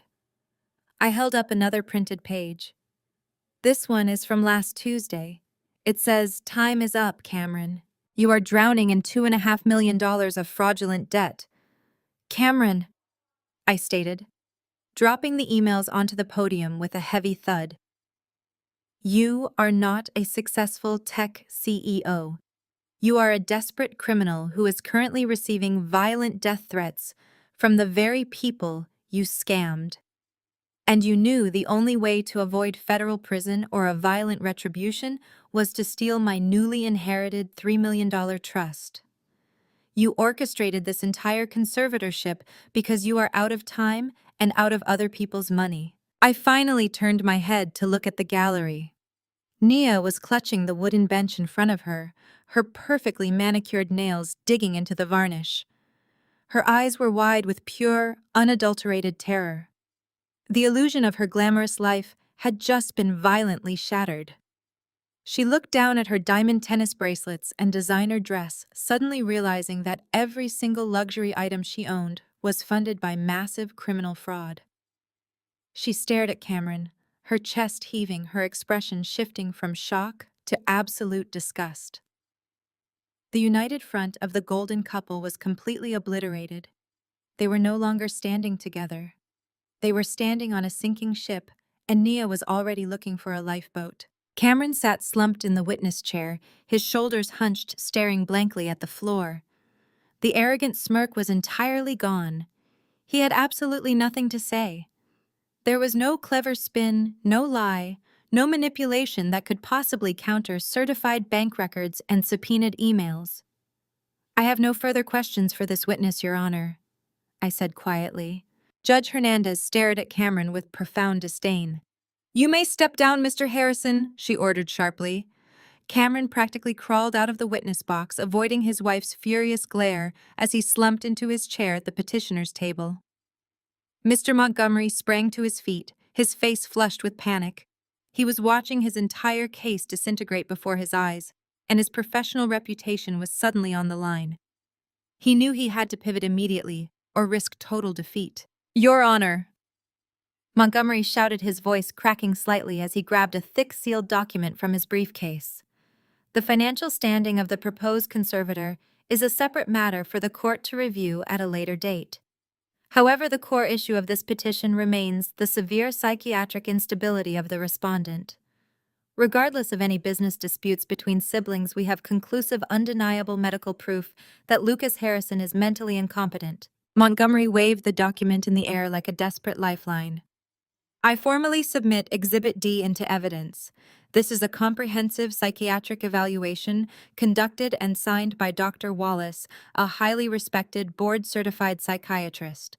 Dr. Wallace unequivocally declares that Lucas Harrison suffers from severe chronic delusions, profound paranoia, and is entirely incapable of managing his own personal or financial affairs. Medical science does not lie, Your Honor. The respondent needs immediate psychiatric intervention. The bailiff took the document from Montgomery and handed it to the judge. Judge Hernandez opened the seal and began reading the evaluation. Her brow furrowed as she scanned the dense medical terminology. Montgomery stood tall, looking extremely proud of his trump card. He believed this official medical diagnosis was an impenetrable shield that I could not possibly tear down. I walked back to my table, picked up a fresh notepad, and returned to the podium. I waited patiently for the judge to finish reading the first page. Mr. Harrison, Judge Hernandez said, her tone cautious but serious. This is a signed medical affidavit from a licensed psychiatric professional. It explicitly states you exhibit signs of profound cognitive impairment. How do you respond to this clinical diagnosis? I looked directly at Montgomery, offering him a razor-sharp smile. I respond by questioning the fundamental methodology of this miraculous clinical diagnosis. Your Honor, I stated clearly, I would like to draw the court's attention to the second page of that evaluation, specifically the section detailing the clinical observation period. Judge Hernandez flipped the page, running her finger down the text. Mr. Montgomery just called this a comprehensive psychiatric evaluation. I continued, my voice echoing with steady authority. A truly comprehensive evaluation usually requires extensive clinical testing, multiple therapeutic sessions, cognitive behavioral assessments, and a deep review of a patient's medical history. Tell me, Your Honor, what does Dr. Wallace list as the date and duration of his clinical assessment? The judge read the text closely. It states the evaluation took place on November 22nd, and the duration, I pressed. Judge Hernandez paused, her eyes narrowing sharply at the document. It lists the observation period as lasting exactly 12 minutes. 12 minutes, I repeated, turning to face Montgomery, who suddenly looked very uncomfortable. A board-certified psychiatrist rendered a diagnosis of severe chronic delusions, profound paranoia, and total financial incompetence in exactly 12 minutes. That must be a new medical record in the psychiatric community. Montgomery gripped his podium. Dr. Wallace is a highly trained professional. He can recognize severe mental illness very quickly. Let us talk about where this incredibly brief, lightning-fast evaluation took place. I interrupted, shutting him down completely. On November 22nd, my mother Beatrice asked me to meet her at the local community hospital cafeteria because she claimed she was feeling unwell and needed someone to drive her home. When I arrived, she was sitting at a table having a cup of coffee with a man she introduced as a former colleague, Dr. Wallace. I sat down and made polite small talk with this man while waiting for my mother to finish her coffee. We discussed the terrible hospital parking lot, the unusually cold weather, and the recent football game. Exactly 12 minutes later, my mother said she felt fine, and we left. I never stepped foot in a clinical office. I never answered a single psychological questionnaire. I never authorized a medical evaluation. I stepped closer to the center aisle. Your Honor, the petitioners are asking you to strip me of my fundamental human rights and hand over $3 million based entirely on a 12-minute conversation about football and parking spaces in a noisy hospital cafeteria.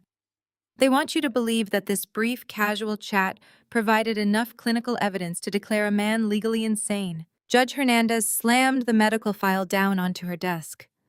The sound echoed like a gunshot. She glared at Montgomery with an expression of pure, unadulterated fury. Mr. Montgomery, Judge Hernandez demanded, her voice dangerously low. Are you asking this court to terminate a man's legal autonomy based on a 12-minute cafeteria conversation conducted under false pretenses? Montgomery began to sweat profusely. Your Honor, I assure you, Dr. Wallace stands by his professional medical opinion. The environment of the observation does not negate his decades of clinical expertise. It absolutely negates the integrity of this petition, the judge fired back. This document borders on medical malpractice. I am not finished, Your Honor, I interjected quietly, commanding the room's attention once again. The 12-minute duration is not the most disturbing part of this evaluation. The real problem is what happened exactly 2 days before that cafeteria meeting took place. I reached into my final manila folder, preparing to deliver the killing blow to their entire fraudulent operation. I had completely dismantled their character witness, exposed their financial fraud, and destroyed their timeline. Now it was time to show the court exactly how my family had purchased this fraudulent diagnosis. But before I reveal the exact financial transaction that secured Dr. Wallace's signature, I announced sliding that specific folder back by an inch. I want the court to understand the profound malice behind how this diagnosis was utilized. Your Honor, standard legal procedure dictates that sensitive documents, especially those alleging severe psychiatric instability, are served discreetly. A process server comes to a private residence, knocks on the door, and hands over the paperwork. That is absolutely not what happened here. I turned to face my parents. My father stiffened in his chair, and my mother stubbornly refused to meet my eyes. My family and their esteemed counsel did not send a server to my apartment.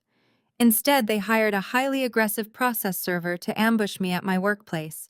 They coordinated this ambush for 2 o'clock on a Tuesday afternoon, right in the middle of our busiest open-plan office hours. The server did not just hand me an envelope.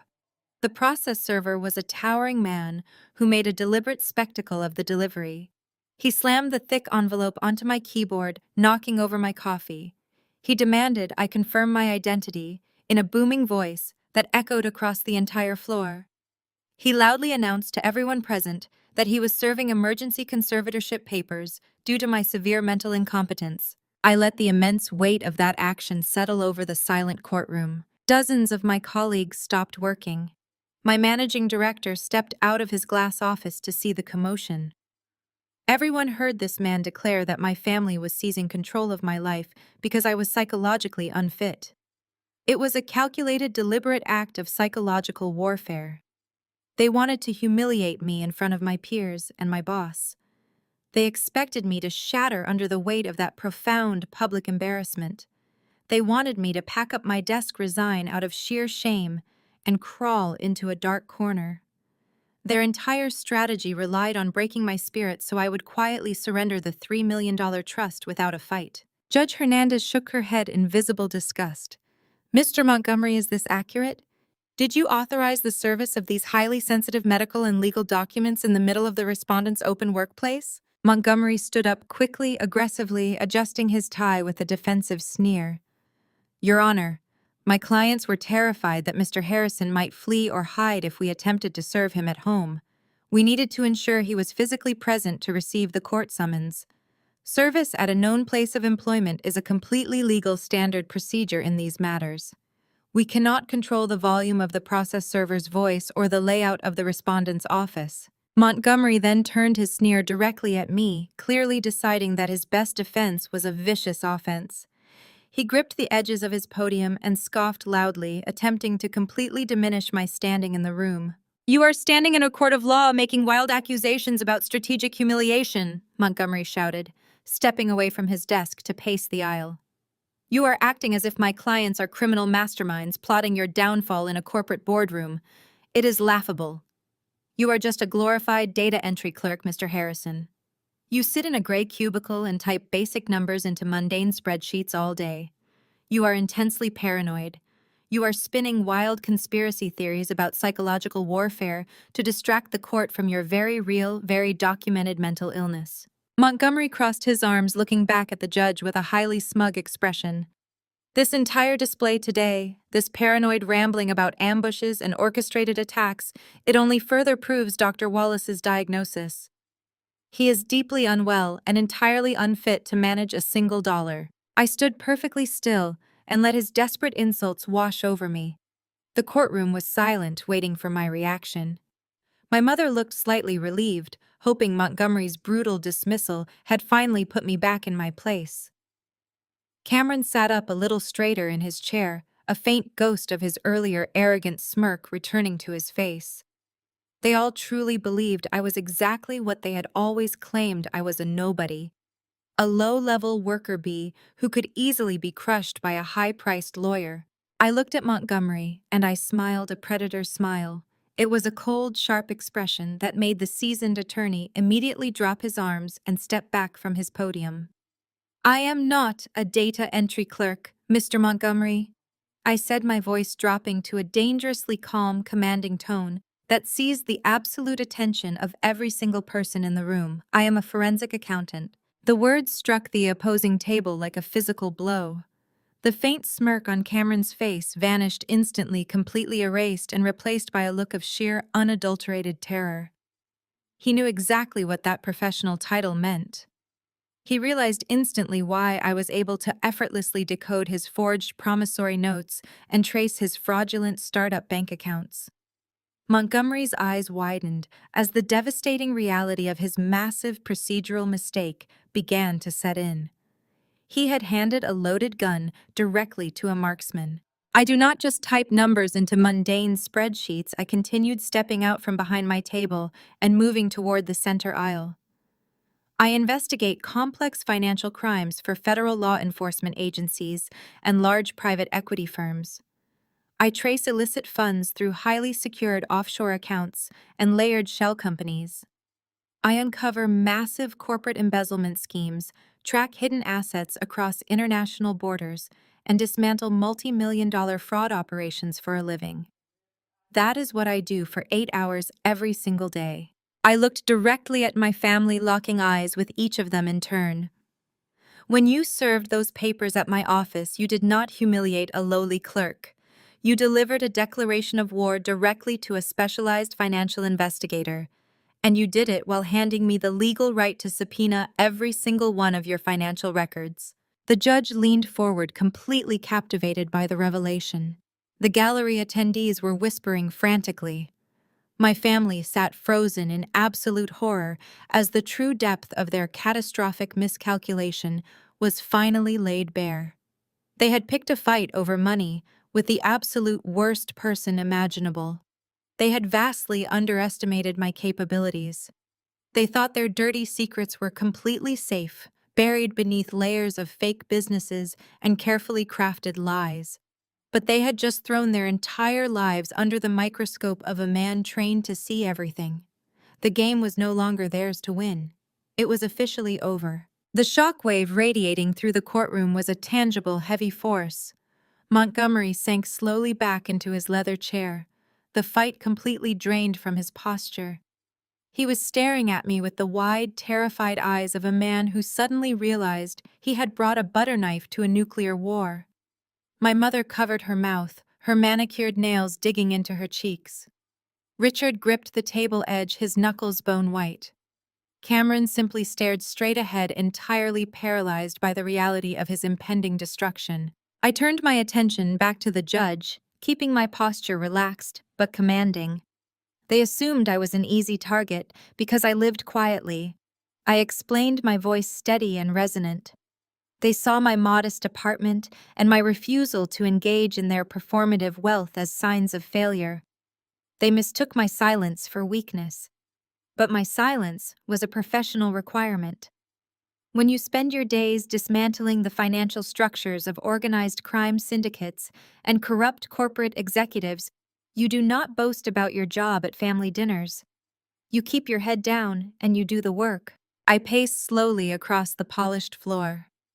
As a forensic accountant, my specialty is unraveling the exact kind of financial spiderwebs my brother attempted to build. I look at balance sheets and see the lies hiding between the margins.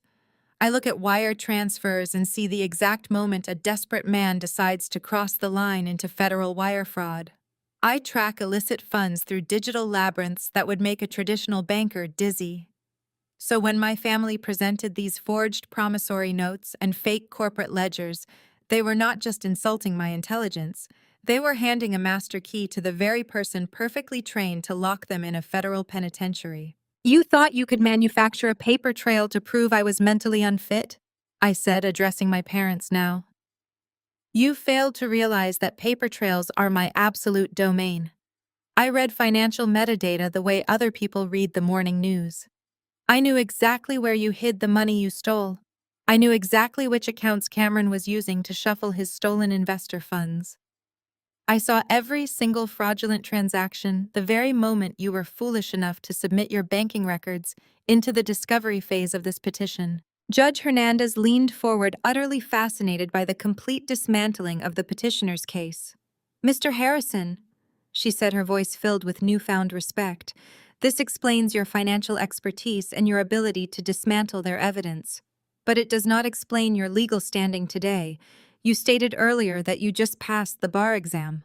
How did a full-time forensic accountant manage to secretly become a licensed attorney? I turned back to the bench, nodding respectfully. That, Your Honor, requires explaining the long game. This courtroom battle did not begin a month ago when they filed this malicious petition. This battle began exactly 4 years ago. I took a deep breath. 4 years ago, my grandfather pulled me aside after a family Thanksgiving dinner. He was already sick, and he knew his time was limited. He also knew exactly who his son and his grandson truly were. Grandpa Harrison was a brilliant man. He saw Richard and Cameron for the greedy, opportunistic parasites they are. He knew they were draining his retirement accounts to fund Cameron's spectacular failures. And he told me that day that he was cutting them out entirely. He told me he was putting his remaining $3 million into a secure trust solely in my name. He wanted me to have it because he knew I was the only one who respected the value of hard work. I continued, silencing the courtroom with a sharp glare, but Grandpa also gave me a warning. He looked me dead in the eye and said that the moment his heart stopped beating, my family would tear me apart to get their hands on that money. He warned me that they would use every dirty trick, every legal loophole, and every manipulation tactic to steal my inheritance. He told me to prepare for a war. I walked back to my podium and rested my hands on the edges. I took his warning to heart. I knew that relying on a hired lawyer would not be enough. If I was going to face the full, vicious weight of my family's greed, I needed to know the law inside and out. I needed to become my own sword and my own shield. So for the past 4 years, I lived a double life. I explained, my voice ringing with undeniable triumph. By day, I worked 50 hours a week tracing illicit funds and building fraud cases for my agency. By night, I locked myself in my modest, quiet apartment and studied law until my eyes burned. I read case files until 2 in the morning. I memorized civil procedure, probate law, and criminal statutes. I sacrificed my weekends, my holidays, and my social life. I did not take vacations. I prepared for this exact moment. I pointed a steady, accusing finger at the defense table. While Cameron was busy defrauding investors and playing the wealthy CEO, I was studying the exact legal mechanisms required to destroy him. While my parents were busy planning their next country club vacation with stolen money, I was passing the hardest legal examination in the country. I stayed entirely in the shadows. I let them believe I was a failure. I endured every insult and every roll of the eyes because I knew the truth. I took a step back, taking in the utterly broken forms of my family members. I knew that the day would come when they would try to march into a courtroom and strip away my freedom. And I made absolutely certain that when they finally sprang their trap, I would be the one holding all the keys. You brought a fabricated petition to steal my future. I brought 4 years of meticulous, exhausting, relentless preparation to end yours. I let those words ring through the courtroom. The heavy silence was broken only by the sound of Montgomery frantically shoving papers into his leather briefcase, his hands trembling with raw panic. Judge Hernandez leaned back in her high leather chair, completely captivated by the unraveling of this malicious conspiracy. She looked down at me from the bench, her expression transforming from judicial neutrality into deep, validating respect. "Mr. Harrison," Judge Hernandez said slowly, choosing her words with absolute precision, "if you possessed all this forensic evidence and legal knowledge, why did you allow this petition to proceed this far? You could have easily filed a motion to dismiss the very day you were served at your office. You could have ended this charade a month ago and saved the court a tremendous amount of time." I nodded, acknowledging the validity of her question. I stepped away from the podium and walked slowly toward the center aisle, ensuring my family could feel the full weight of my gaze. I could have filed for an immediate dismissal, Your Honor. I agreed, keeping my voice perfectly level. The moment that process server slammed those documents onto my desk, I knew exactly how flimsy their legal foundation was. I knew Dr. Wallace was bought. I knew the promissory notes were fake. I could have marched into the clerk's office, filed a basic motion to strike, and walked away with my trust fund intact. I paused, letting my eyes lock with my father's. He swallowed hard, shrinking back into his seat. But a simple dismissal would have been a catastrophic tactical error, I explained coldly. If I had shut this down immediately, my family would have simply regrouped. They would have realized I was on to them. They would have rushed home, shredded the forged documents, deleted the incriminating emails, and moved their stolen funds into offshore accounts.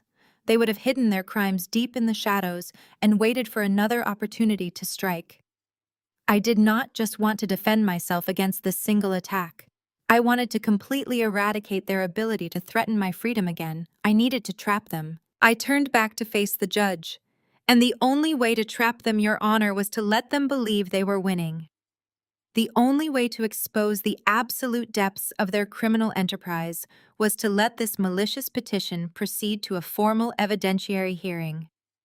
Judge Hernandez raised her eyebrows, the realization dawning on her face. You wanted the power of discovery.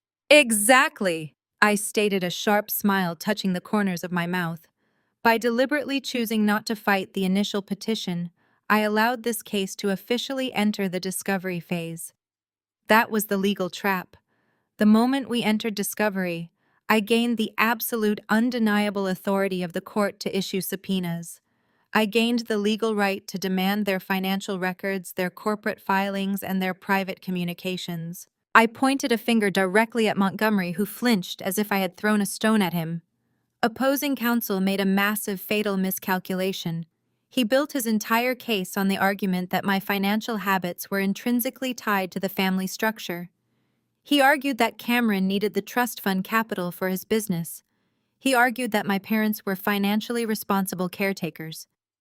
By introducing those specific arguments into the official record, Montgomery gave me the perfect legal pretext to demand a forensic audit of every single person sitting at that table. Nia gasped from the gallery, finally understanding how she had been dragged into this nightmare.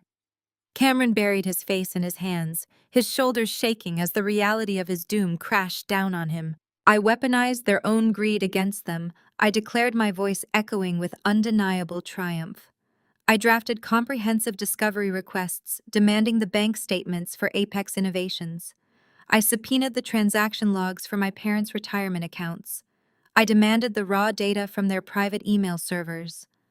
I requested everything under the sun, hiding my lethal inquiries beneath a mountain of standard, boring procedural paperwork. I walked over to the petitioner's table and placed my hands flat on the polished wood, leaning close enough to see the sweat dripping down my brother's face. They were so blinded by their own arrogance, I whispered, ensuring every word cut deep.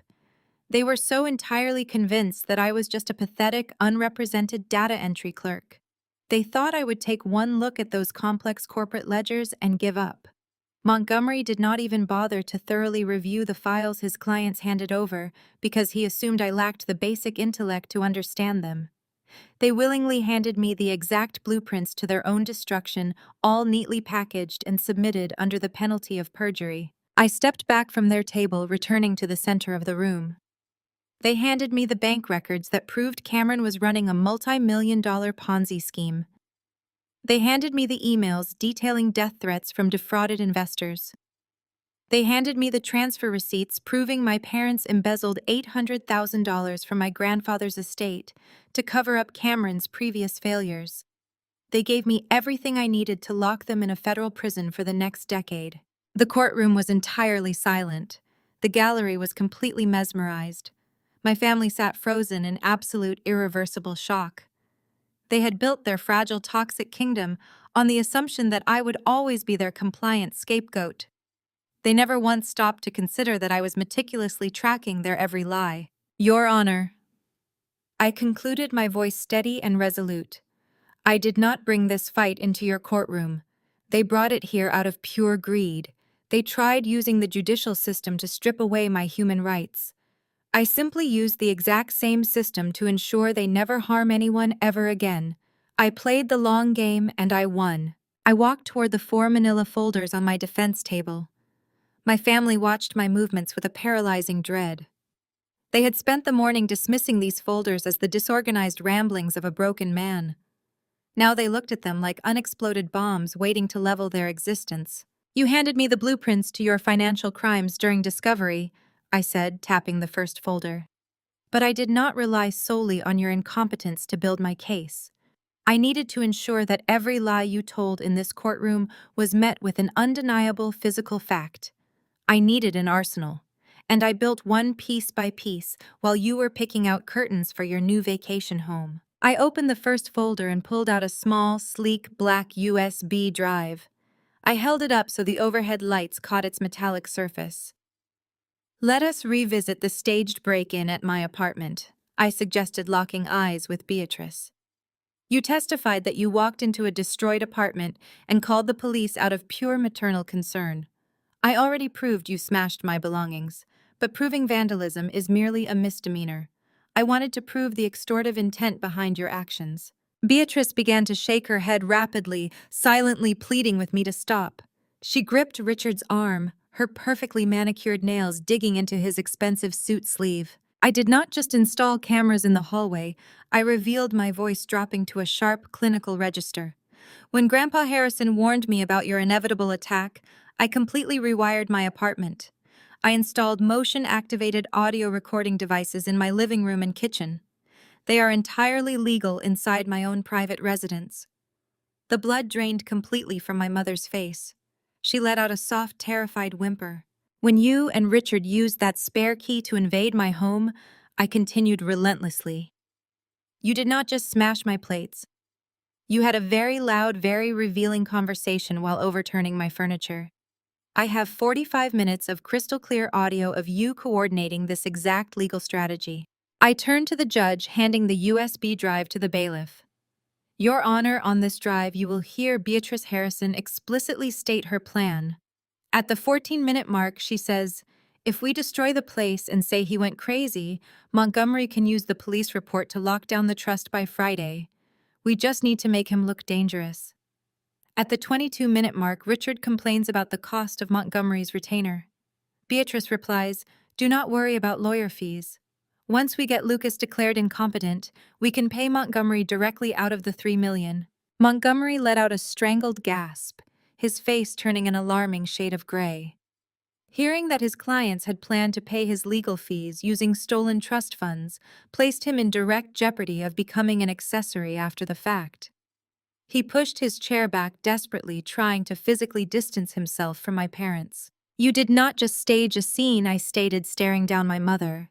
"You explicitly confessed to filing a fraudulent police report, attempting extortion, and conspiring to commit grand larceny, all while merrily smashing my coffee mugs." I did not give them a moment to absorb the crushing weight of the audio recording.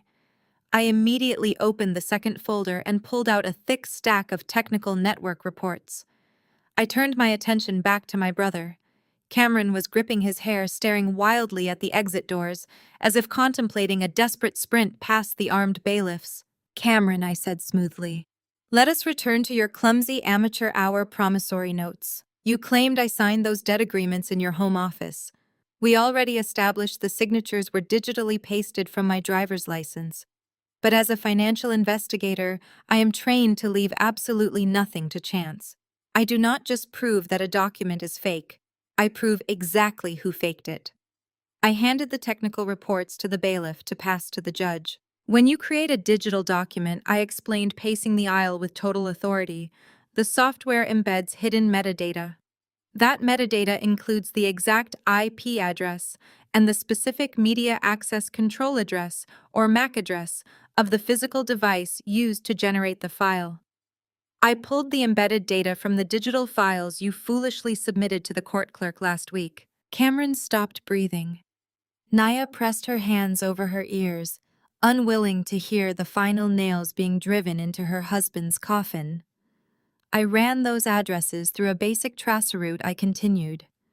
"The IP address originates from a private residential internet service provider. The geographic location maps directly to your gated community in the suburbs. The MAC address perfectly matches a laptop registered to your wife, Nia Harrison. I looked up at the gallery, finding Nia's horrified, tear-streaked face. You did not just forge a document, Cameron. You used your wife's computer on your own home network to manufacture fraudulent financial records, thereby dragging her directly into a federal conspiracy charge. You were so incredibly arrogant that you did not even bother to use a public network or a burner device. You left a glowing digital roadmap leading federal investigators straight through your front door. The agonizing realization of their complete and utter defeat washed over the petitioner's table. There was no more gaslighting for them. The carefully constructed echo chamber of their toxic family dynamic was utterly annihilated. My parents could no longer hide behind their country club prestige. My brother could no longer hide behind his fake visionary persona.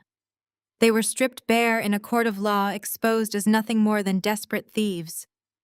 They had walked into this courtroom fully expecting to slaughter a helpless, uneducated scapegoat. Instead, they had unwittingly stepped into a perfectly executed legal trap, and I had just detonated the entire arsenal. The courtroom remained paralyzed by the sheer magnitude of the digital evidence I had just presented.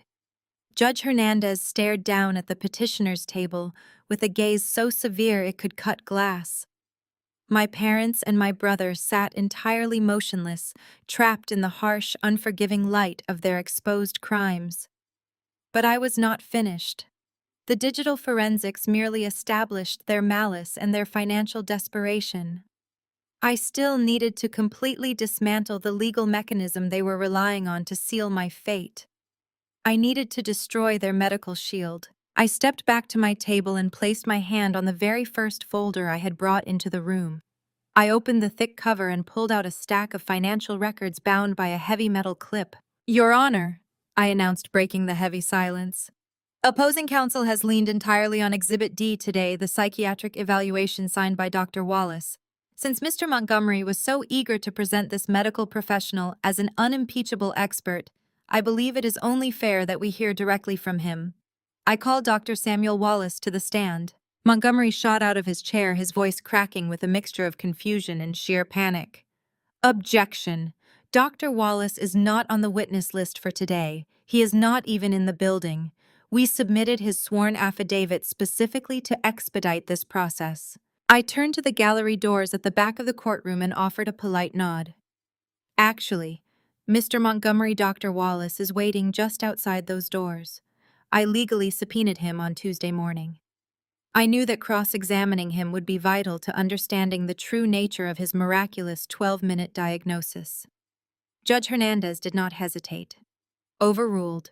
"Bailiff, please bring the doctor into the courtroom." The heavy oak doors swung open and Dr. Wallace walked down the center aisle. He wore a tailored suit and carried himself with an air of profound medical authority. He clearly expected a standard boring proceeding, where he would simply confirm his paperwork and collect his exorbitant fee. He took the oath and sat in the witness box, adjusting his glasses and offering the judge a pleasant professional smile. "Good afternoon, Dr. Wallace." I began carrying my folder to the podium. "You submitted a formal evaluation declaring me mentally unfit to manage my own finances. You diagnosed me with chronic paranoia and severe delusions after sharing a 12-minute cup of coffee with my mother in a hospital cafeteria. Do you stand by this official clinical assessment?" Dr. Wallace puffed out his chest, leaning into the microphone. "Absolutely. As a physician with over 30 years of experience, I am trained to identify severe psychiatric markers very quickly. Your erratic behavior and disorganized speech during our brief interaction were highly indicative of a severe break from reality. I felt it was my medical duty to recommend immediate intervention for your own safety." I nodded slowly, letting his arrogant lie settle into the official court record. "A medical duty," I repeated, ensuring the words echoed clearly. "Let us discuss the financial incentives behind this deep sense of medical duty. Dr. Wallace, do you normally provide these rapid cafeteria-style diagnostic services for free, or are you typically compensated for your expert legal testimony?" Dr. Wallace narrowed his eyes, sensing a shift in the atmosphere. "I charge a standard, highly regulated hourly rate for my medical consulting services. It is customary in complex legal proceedings. A standard hourly rate. I confirmed, looking down at my notes. Your normal billing rate is $500 an hour, so a 12-minute consultation should cost approximately $100. Yet my forensic analysis of your financial portfolios reveals a wildly different compensation structure for this particular diagnosis. I pulled a highlighted bank statement from my folder and handed it to the bailiff, who passed it directly to the judge. I handed a second copy to Dr. Wallace. Let us look closely at the transaction history for Wallace Medical Consulting, LLC, a shell company you registered in Delaware. I stated, my voice turning incredibly cold and precise. 3 weeks ago, on November 20th, exactly 2 days before you drank coffee with my mother and signed a document declaring me legally insane, your corporate account received a massive, unexpected wire transfer. Dr. Wallace stared at the paper in his hands. The color instantly drained from his face. His confident medical authority vanished completely, replaced by the stark, wide-eyed terror of a man caught in a federal crime. Can you please read the amount of that wire transfer for the court? I demanded, pointing directly at him. He swallowed hard. His lips trembled. He looked at Montgomery, but the lawyer was staring at the ceiling, utterly refusing to make eye contact with a corrupted witness. Read the amount, Dr. Wallace. Judge Hernandez commanded, her voice dropping to a terrifying, furious register. It is a transfer for $50,000, Dr. Wallace whispered, his voice cracking. $50,000, I repeated loudly. And can you read the name of the originating bank account, as well as the text written in the transaction memo line? Dr. Wallace gripped the paper. His hands were shaking so violently, the page audibly rattled. It originated from the personal account of Richard Harrison. The memo line says consulting fee. I stepped right up to the witness box, leaving absolutely zero room for him to hide. My father wired you $50,000, a sum completely disproportionate to your standard hourly rate, exactly 48 hours before you fabricated a medical diagnosis to strip me of my human rights. You did not conduct a psychiatric evaluation, Dr. Wallace. You accepted a massive illicit bribe to commit medical malpractice and perjury. You sold your medical license and my freedom to a desperate man looking to steal a $3 million trust fund. The courtroom exploded into chaos. The gallery erupted in shocked whispers. My father buried his face in his hands, completely destroyed. My mother sat frozen, staring blankly at the floor. Judge Hernandez slammed her gavel down with violent force. Order! I will have order in my courtroom immediately. She turned her furious, blazing eyes directly onto the witness. Dr. Wallace, you are sitting in a court of law under oath. Did you accept a $50,000 bribe from Richard Harrison in exchange for a fraudulent medical affidavit? Dr. Wallace looked frantically around the room. He looked at the judge, he looked at my parents, and finally he looked at me. He saw the cold, unyielding reality of the forensic evidence I had carefully compiled. He knew I had the exact tracing of the digital wire transfer. He knew any lie he told now would instantly result in a felony perjury charge. The arrogant, wealthy doctor realized he was completely trapped. Your Honor. Dr. Wallace stammered, pulling a handkerchief from his pocket to wipe the pouring sweat from his forehead. On the advice of counsel, I assert my rights under the Fifth Amendment of the United States Constitution. I respectfully decline to answer that question on the grounds that it may incriminate me. I smiled and closed my first folder with a sharp, echoing snap. Folder 1 had just obliterated their entire case and destroyed their core evidence. The legal slaughter was fully underway. Dr. Wallace practically sprinted out of the courtroom the second Judge Hernandez formally dismissed him from the witness box.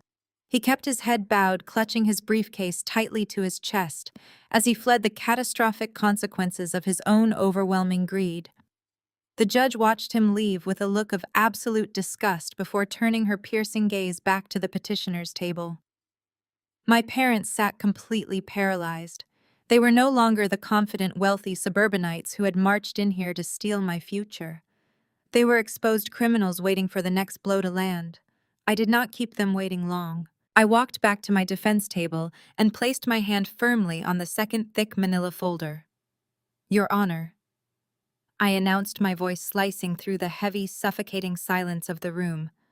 We have clearly established that the medical foundation of this conservatorship petition is an actively procured criminal fraud.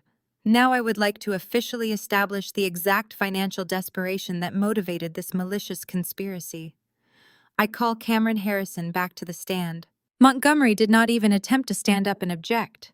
He remained slumped in his expensive leather chair, staring blankly at his useless legal pads. He had completely abandoned his clients to save himself. Cameron swallowed hard, looking around for anyone to save him. When he realized no one was going to intervene, he slowly pushed his chair back and walked toward the witness box. His legs were visibly shaking with every step. He looked like a man walking directly toward an executioner's block. He took his seat and stared at the floor, absolutely refusing to meet my eyes. "Good afternoon again, Cameron." I began picking up the second folder and carrying it directly to the center podium. Earlier today, we briefly discussed the financial realities of your technology startup, Apex Innovations. We established that you have zero actual revenue and are paying old investors with new investor capital. But I am a forensic accountant, and I never leave a financial audit incomplete. I opened the folder and pulled out a massive bound stack of spreadsheets highlighted in bright red and yellow ink.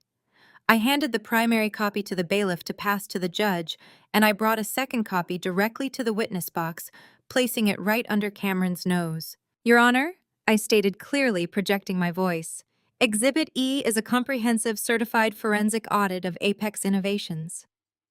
I spent the last 72 hours tracing every single wire transfer, every bank deposit, and every corporate expense report my brother submitted during discovery. What I found was not just a failing business. It was a highly organized, malicious operation of staggering proportions." I turned to Cameron, leaning in close so he could not escape my voice or my gaze. "According to these certified financial records, you have fraudulently collected exactly $2.5 million from private investors over the last 36 months. You promised these individuals massive returns on logistics software that simply does not exist." Cameron gripped the edges of the witness stand, his knuckles turning stark white. His breathing became shallow and incredibly ragged. "Lucas, please," he whispered, his voice cracking with pure, undeniable terror. "Do not do this." I ignored his pathetic plea completely. "Let us trace where that $2.5 million actually went," I announced, ensuring every person in the gallery could hear the devastation. "You did not invest a single dime into research and development. Instead, my forensic audit shows you transferred $1.2 million directly into a private offshore shell company registered in the Cayman Islands. You then funneled those exact funds back into your personal domestic accounts, disguised as phantom consulting revenue. This is textbook wire fraud and money laundering." Cameron closed his eyes, a single tear of sheer panic rolling down his cheek. He was hyperventilating now, his chest heaving as the absolute reality of federal prison loomed ominously over his head. But I was not finished dismantling him. I pulled out a separate sheet of paper containing highly specific purchase receipts. "Let us talk about the remaining $1.3 million. I continued relentlessly. "On August 14th, you used stolen investor funds to purchase a luxury sports car for $90,000. On September 2nd, you wired $200,000 as a down payment on your sprawling suburban mansion. And my personal favorite, on December 10th, you authorized a corporate wire transfer of $45,000 directly to a high-end jeweler." I turned my gaze away from Cameron and looked straight into the gallery, locking eyes with my sister-in-law. "Nia," I said coldly, "that $45,000 wire transfer was used to purchase the exact diamond tennis bracelets you are wearing on your wrists right now. You are dripping in stolen money." The courtroom erupted into absolute chaos. Nia gasped so loudly it sounded like she was suffocating on the air itself. She looked down at her wrists in absolute unfiltered horror, suddenly realizing that her entire glamorous lifestyle was built on a foundation of federal felonies. She shot up from her seat in the gallery, her face contorted with intense rage and paralyzing fear. "You lied to me!" Nia screamed at the top of her lungs, pointing a furious, trembling finger directly at Cameron. You told me the company was thriving. You told me we were rich. You used me to hide your stolen money. Order in the court, Judge Hernandez shouted, slamming her gavel forcefully against the polished wood. But Nia could not be stopped. The fragile, toxic alliance of the golden couple was completely shattered into a million irreparable pieces. She grabbed her designer handbag and threw it onto the wooden bench. I am not going to federal prison for you, Cameron, she shrieked, her voice echoing sharply off the marble walls. I am filing for divorce the second I walk out of this building. You are on your own. You are a complete fraud. Nia turned on her heel and stormed out of the courtroom, the heavy oak doors slamming shut behind her with a definitive echoing finality. Cameron let out a devastated, gut-wrenching sob. He watched his wife abandon him, taking his last shred of dignity with her as she ran. He sat completely crushed on the witness stand, left entirely destroyed by the very evidence he had so confidently provided just last week. The heavy oak doors slamming shut behind Nia echoed like a final death knell for Cameron. He remained slumped in the witness chair, weeping openly into his hands. His entire fraudulent empire, his marriage, and his golden child status had just been incinerated in a matter of minutes. Judge Hernandez stared at the weeping man with absolutely zero sympathy. You are excused, Mr. Harrison, she ordered, her voice completely devoid of warmth. I highly suggest you remain in the courtroom. Cameron practically dragged himself out of the box and collapsed into his seat at the petitioner's table. Seeing her favorite son utterly destroyed, Beatrice finally snapped. She threw her hands in the air and unleashed a hysterical, piercing wail. She stood up from her chair, tears streaming down her face, abandoning any remaining shred of courtroom decorum. She pointed a shaking finger at me, playing the ultimate desperate victim card. How can you do this to your own flesh and blood? Beatrice screamed, her voice echoing wildly off the marble walls. He is your brother. We are your family. I am a mother who just wanted to protect her boys. I wanted to keep this family together. Everything I did out of love. We were just trying to survive in a cruel world. You are a monster, Lucas. You are a heartless, vindictive monster trying to tear us apart. I stood at the podium and watched her theatrical meltdown with absolute freezing detachment. 5 years ago, her tears might have broken me. 5 years ago, I might have lowered my head and apologized for simply existing. But today I felt absolutely no pity. I felt nothing but a sharp, clinical focus. I knew her tears were not for Cameron, and they certainly were not out of love. She was crying because she knew exactly what I was reaching for next. I placed my hand firmly on the third manila folder. I picked it up and dropped it onto the wooden podium with a loud, resounding thud that instantly silenced her hysterical sobbing. You are not crying out of maternal love, Beatrice, I stated, my voice slicing right through her fabricated grief. You are crying because you are terrified. You are terrified because you know I am a forensic accountant, and you know exactly whose bank accounts I audited next. Beatrice froze. The color instantly drained from her face, leaving her looking hollow and terrified. Richard grabbed her arm, trying to pull her back into her seat, but he was shaking just as violently as she was. Your Honor, I continued, keeping my eyes locked on my parents. I formally submit Exhibit F into evidence. These are the certified, unedited bank statements belonging to the late Arthur Harrison, my grandfather. Furthermore, I submit the corresponding financial records for my parents, Richard and Beatrice Harrison, dating back to the exact period when my grandfather first became seriously ill. I handed the thick stack of papers to the bailiff, who immediately delivered them to the bench. Judge Hernandez adjusted her glasses and began reading the highlighted sections. The tension in the room ratcheted up to a suffocating level. Let us talk about your definition of protecting your boys, I said, stepping away from the podium and walking directly toward the petitioner's table. Let us talk about what you did when my grandfather was diagnosed with terminal cancer. He trusted you. He gave you limited power of attorney, specifically to manage his medical expenses and ensure his end-of-life care was comfortable. He placed his life in your hands. I stopped just a few feet away from them. Richard refused to look up. Beatrice was trembling so hard her chair rattled. But you did not use that power of attorney to pay for his medical care, did you? I demanded, my voice ringing with righteous fury. Instead, you used it as a license to steal. While my grandfather was lying in a hospice bed, heavily medicated and fighting for his final breaths, you systematically liquidated his private retirement accounts. You did not just take a few $1,000s to cover unexpected bills. You completely drained his life savings. I pointed to the documents in the judge's hands. The forensic paper trail is undeniable, Your Honor.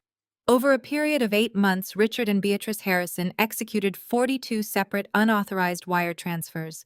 They illicitly moved exactly $800,000 from my dying grandfather's retirement portfolio directly into their own personal checking accounts. The gallery gasped in collective horror. Stealing from a dying relative was a level of depravity that shocked even the most hardened court observers. But they did not keep that stolen money for themselves. I pressed on relentlessly, driving the final nail into their coffin. I traced every single stolen dollar from their personal accounts. Within 48 hours of each illicit transfer, the exact same amounts were wired directly into Cameron's corporate accounts to bail out his previous catastrophic business failures.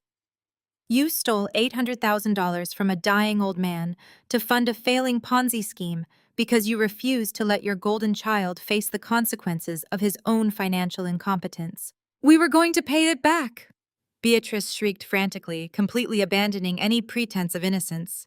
It was a loan. Cameron was going to be successful. We just needed time to replace the funds. We never meant to keep it. You cannot take a loan from a dying man without his explicit documented consent. I fired back instantly, silencing her completely. That is legally defined as elder abuse. That is grand larceny.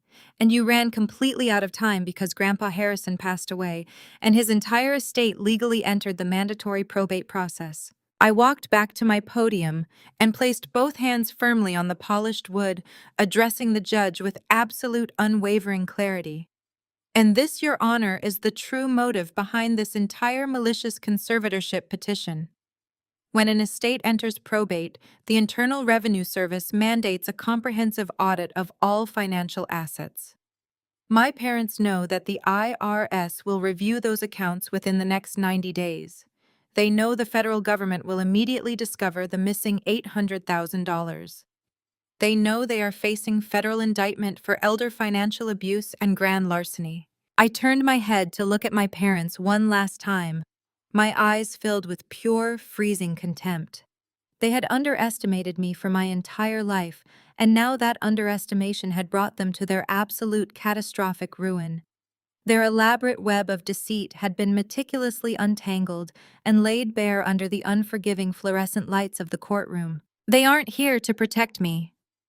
Your Honor, I stated coldly, delivering the ultimate checkmate as my family sat utterly paralyzed. They are here to steal $3 million to replace the money they stole from my grandfather before the IRS audits his estate. The devastating truth hung in the air, suffocating the last shreds of my parents' dignity. My father looked as though the floor had dropped out from beneath him. My mother had gone entirely silent, her mouth opening and closing without producing a sound. They stared at the undeniable evidence of their criminality, fully comprehending their lives were effectively over. I did not give them the luxury of catching their breath. I turned to the fourth and final manila folder resting on my defense table. I placed my hand on the thick cardstock, feeling the weight of the justice I was about to unleash. Your Honor, I said, keeping my voice remarkably calm against the backdrop of their total destruction. Presenting this forensic evidence in a family court proceeding is necessary to dismiss this fraudulent conservatorship. However, I am a licensed attorney and a certified financial investigator. I am legally and ethically bound by strict reporting requirements when I uncover definitive proof of federal crimes. I opened the fourth folder, pulled out a stapled packet of documents, and handed it to the bailiff. I did not need to perform a dramatic reveal. The plain bureaucratic reality of these papers was far more terrifying than any speech. Exhibit G consists of official confirmation receipts, I explained, looking directly at the panicked faces of my family. Last Thursday, after concluding my forensic audits and verifying the digital fingerprints on the forged promissory notes, I compiled a comprehensive dossier. I included the bank statements proving the embezzlement of the $800,000. I included the routing numbers confirming the $50,000 bribe to Dr. Wallace. I included the complete financial mapping of Cameron's multi-million-dollar Ponzi scheme, along with the audio recordings of the staged break-in at my apartment. I took a step towards the center aisle, ensuring my voice resonated with absolute finality. I did not bring these files solely to this courtroom today.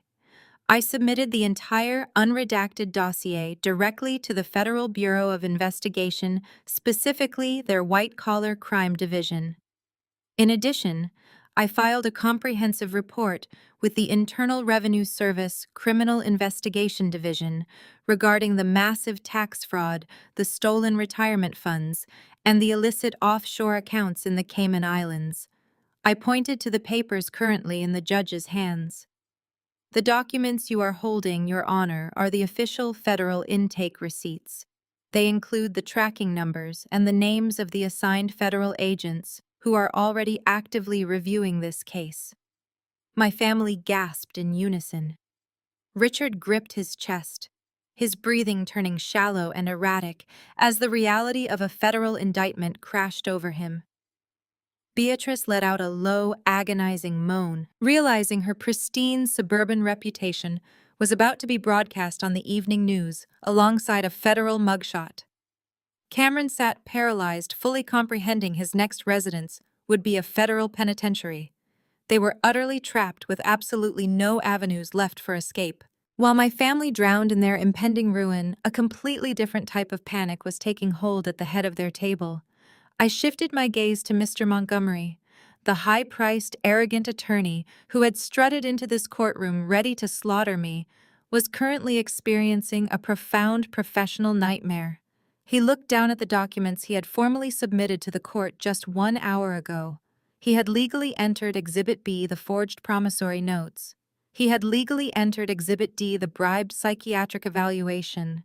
He had stood before a superior court judge and vehemently argued for a conservatorship based entirely on fabricated evidence provided by his clients.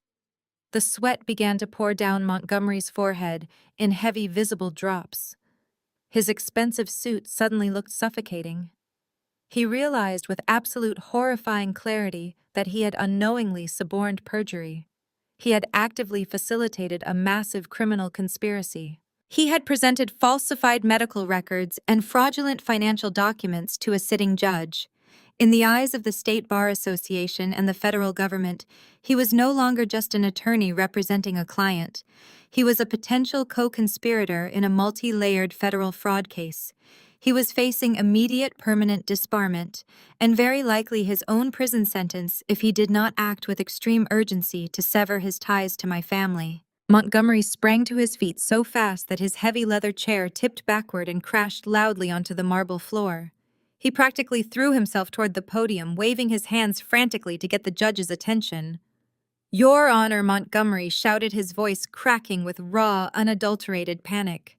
He was breathing heavily, wiping the pouring sweat from his face with the back of his hand.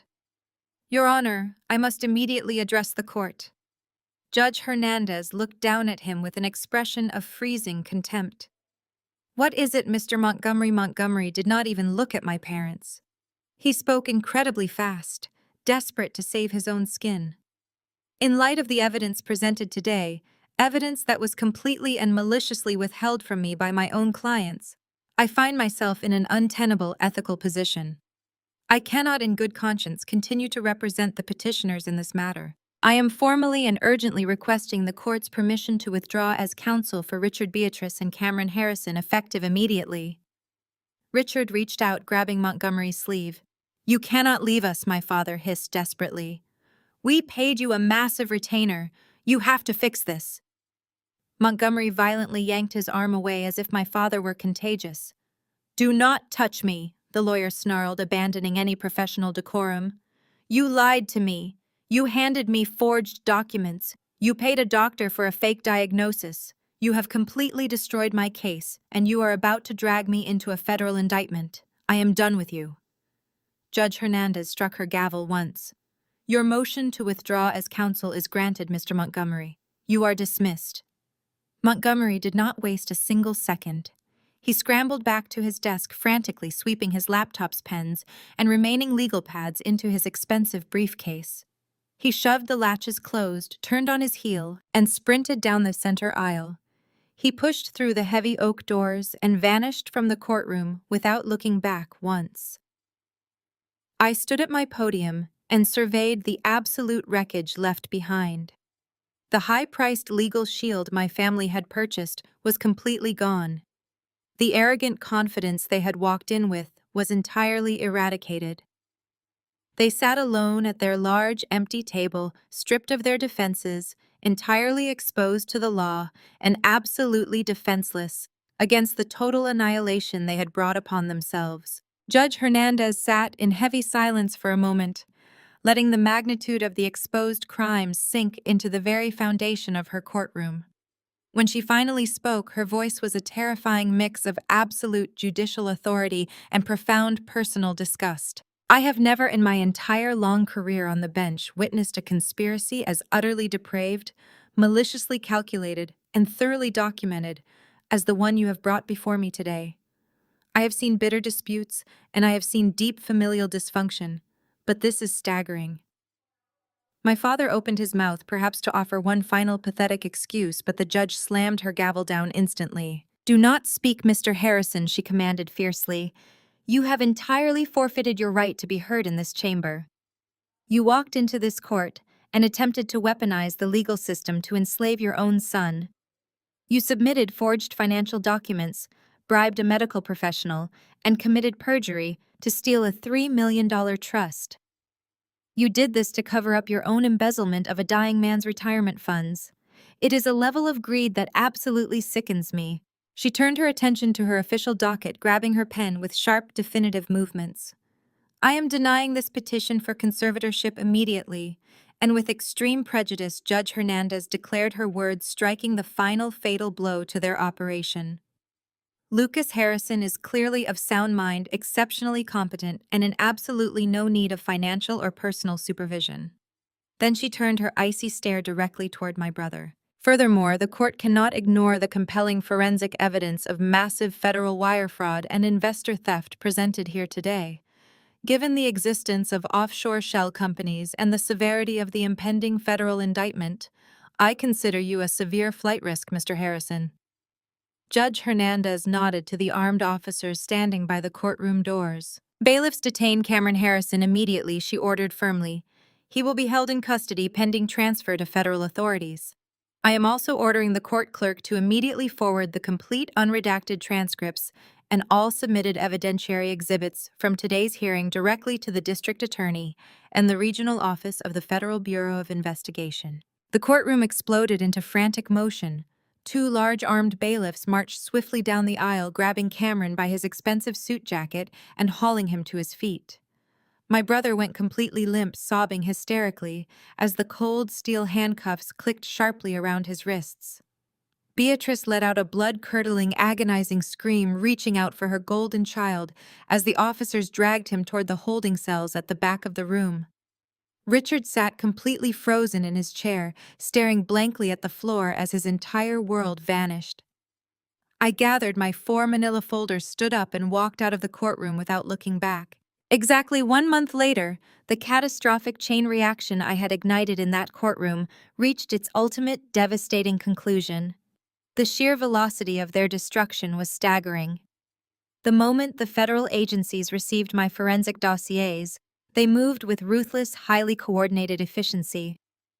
The illusion of my family's immense wealth and social prestige was completely obliterated, literally overnight. The first domino to fall was their sprawling suburban mansion. The bank, alerted to the federal fraud investigation and the impending criminal charges, immediately called in the massive loans my parents had taken out to subsidize Cameron's lifestyle.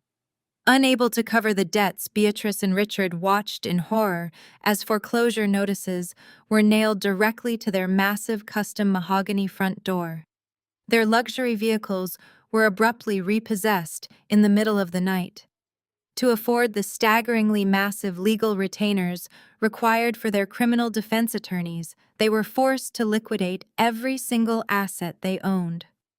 Within weeks, they were unceremoniously evicted from their gated community and forced to move into a tiny, run-down apartment on the outskirts of the city, utterly disgraced and entirely shunned by all their former wealthy country club friends. Nia, recognizing the sinking ship with ruthless clarity, did not waste a single second pretending to stand by her husband. The day after the disastrous court hearing, she immediately filed for a highly aggressive divorce. Utilizing her own vicious lawyer, she systematically drained the few remaining untainted shared bank accounts before the federal authorities could freeze them. She took her diamond tennis bracelets, packed her designer luggage, and vanished completely, leaving Cameron absolutely penniless and entirely isolated to face the crushing weight of the federal justice system. My brother was denied bail. He sat alone in a cold concrete holding cell stripped of his tailored suits and his golden child arrogance, wearing a standard-issue orange jumpsuit. The federal prosecutors offered him no mercy. Facing an overwhelming mountain of irrefutable forensic evidence, including the digital metadata from his forged promissory notes and the banking trails of his multi-million-dollar Ponzi scheme, Cameron was forced to accept a brutal plea deal. He was officially sentenced to serve 7 consecutive years in a federal penitentiary for wire fraud, investor theft, and perjury. The rapid, brutal implosion of their toxic empire was total and entirely irreversible. They had spent their entire lives treating me like a totally incompetent, worthless scapegoat, constantly manipulating my emotions and completely dismissing my actual value as a human being. They had arrogantly assumed I would simply roll over in fear and allow them to consume my future to fuel their boundless, pathetic greed. Instead, they had unwittingly handed me the exact legal tools I needed to permanently dismantle their entire fraudulent reality. They had violently lost their beautiful home, their stolen wealth, their precious freedom, and their beloved golden child. The devastating, undeniable karma they had spent decades building had finally caught up to them, crashing down upon their heads with a spectacular, unavoidable, and deeply satisfying force. 2 months after the judge brought her gavel down, I officially opened the doors to my own private forensic law practice. I utilized a small portion of my grandfather's trust to lease a sleek, modern office space right in the heart of the downtown financial district. The heavy frosted glass doors bore my name in polished silver lettering representing a secure fortress built entirely on truth, accountability, and the relentless pursuit of justice. I had built a professional space dedicated exclusively to dismantling the exact kind of greedy, manipulative financial predators my family had proven to be. It was a freezing, torrential Tuesday evening in late November when I finally locked up my office for the night. The heavy rain was coming down in relentless icy sheets, turning the busy city streets into a blurred canvas of reflecting neon lights and deep freezing puddles. I pulled my tailored heavy wool coat tighter around my shoulders. It was a sharp, striking contrast to the cheap, ill-fitting suit I had deliberately worn to court just a few months prior. I walked briskly toward my reserved parking spot, eager to escape the biting wind and return to the warmth of my home. As I approached my vehicle, I noticed 2 figures huddled closely together under a single broken umbrella. They were completely exposed to the harsh wind and freezing rain, shivering violently as the icy water soaked entirely through their thin clothing. As I stepped closer, the bright glare of a nearby street lamp illuminated their faces. It was Beatrice and Richard. The physical transformation was absolutely jarring. Gone were the expensive designer silk dresses, the custom-tailored blazers, and the suffocating aura of wealthy suburban entitlement. They wore cheap, worn-out jackets. Their faces were deeply lined with intense stress, severe exhaustion, and the profound, undeniable toll of their complete social and financial ruin. They had been waiting in the freezing downpour for hours, knowing this was the exact time I usually left my firm. They had tracked me down because their former wealthy friends had completely abandoned them and they had absolutely nowhere else left to go. Beatrice saw me approaching and immediately dropped the broken umbrella onto the wet pavement. She stumbled forward, her ruined shoes splashing loudly through the icy water. She did not bother to maintain any of her former arrogant pride. She collapsed directly onto her knees, right on the soaking wet asphalt, grabbing the wet hem of my coat with trembling, freezing fingers. She tilted her pale face up to the pouring rain, resorting to the ultimate deeply toxic manipulation she had relied on her entire life. "Lucas, please!" Beatrice wailed, her voice cracking pitifully over the loud sound of the heavy rain. "You have to help us. We are your blood. We are your parents. Cameron is going to jail and we lost our beautiful home. We are living in a terrible, cramped, freezing apartment on the edge of the city, and the massive legal fees are completely destroying whatever is left of our lives. You have $3 million, Lucas. You have the power to fix all of this. You have to save this family. Please, I am begging you on my hands and knees." Richard stepped up right behind her, his shoulders hunched defensively against the bitter cold. He looked completely pathetic, nodding along with her desperate, hysterical pleas. "Son, please." Richard begged, his voice weak and shaking violently. "We made terrible, unforgivable mistakes, but we can fix this if we just stick together. Just give us a loan. Just enough to get Cameron a better private defense team instead of a public defender and get us out of that horrible apartment. You are the only hope this family has left in the world." I stood perfectly still in the freezing downpour. I looked down at the woman kneeling in the puddles and the broken man shivering behind her. I felt no lingering anger. I felt no residual sadness. I felt an absolute, impenetrable, icy detachment. They were still calling themselves a family. They were still viewing my hard-earned peace and my grandfather's inheritance solely as a resource to rescue their golden child from a totally justified federal prison sentence. They had not learned a single thing about true accountability or genuine remorse. I calmly reached down and firmly detached my mother's freezing fingers from the fabric of my coat. I took a deliberate step back, maintaining complete, unyielding eye contact with both of them. "You stood in a courtroom and swore under oath that I was unfit to handle money." I stated, my voice cutting through the sound of the pouring rain with razor-sharp precision. "You were right. I don't spend a single cent on people who try to sell my life away to save themselves. Step out of my way, I have a firm to run." Beatrice let out a devastated, agonizing gasp, covering her face with her hands, as the absolute finality of my words struck her. Richard closed his eyes, finally realizing that the bridge between us was completely, permanently burned to ashes. I turned my back on them, unlocked my car, and slid into the warm leather driver's seat. I started the engine and pulled out of the parking lot without casting a single glance in my rearview mirror. I drove away into the night, leaving them kneeling and sobbing in the freezing, relentless rain, entirely consumed by the devastating consequences of their own boundless greed. 20 minutes later, I unlocked the front door of my new home. I was instantly greeted by the inviting smell of roasted garlic and the sound of genuine, booming laughter. I walked into the dining room to find a table full of my closest friends, David, Michael, and Kevin. These were the men who had supported me during my lowest moments, the people who had encouraged me during my grueling years of night school. They had never once asked me for a dime, nor had they ever made my value contingent on my financial status. They simply handed me a warm plate of food and pulled up a chair, welcoming me with authentic, unconditional care. As I sat down, surrounded by the people who truly mattered, I realized the most profound lesson of my entire journey. True family is never determined by bloodlines, genetics, or toxic obligations. Blood merely makes you related, but unwavering loyalty, mutual respect, and fierce protection make you family.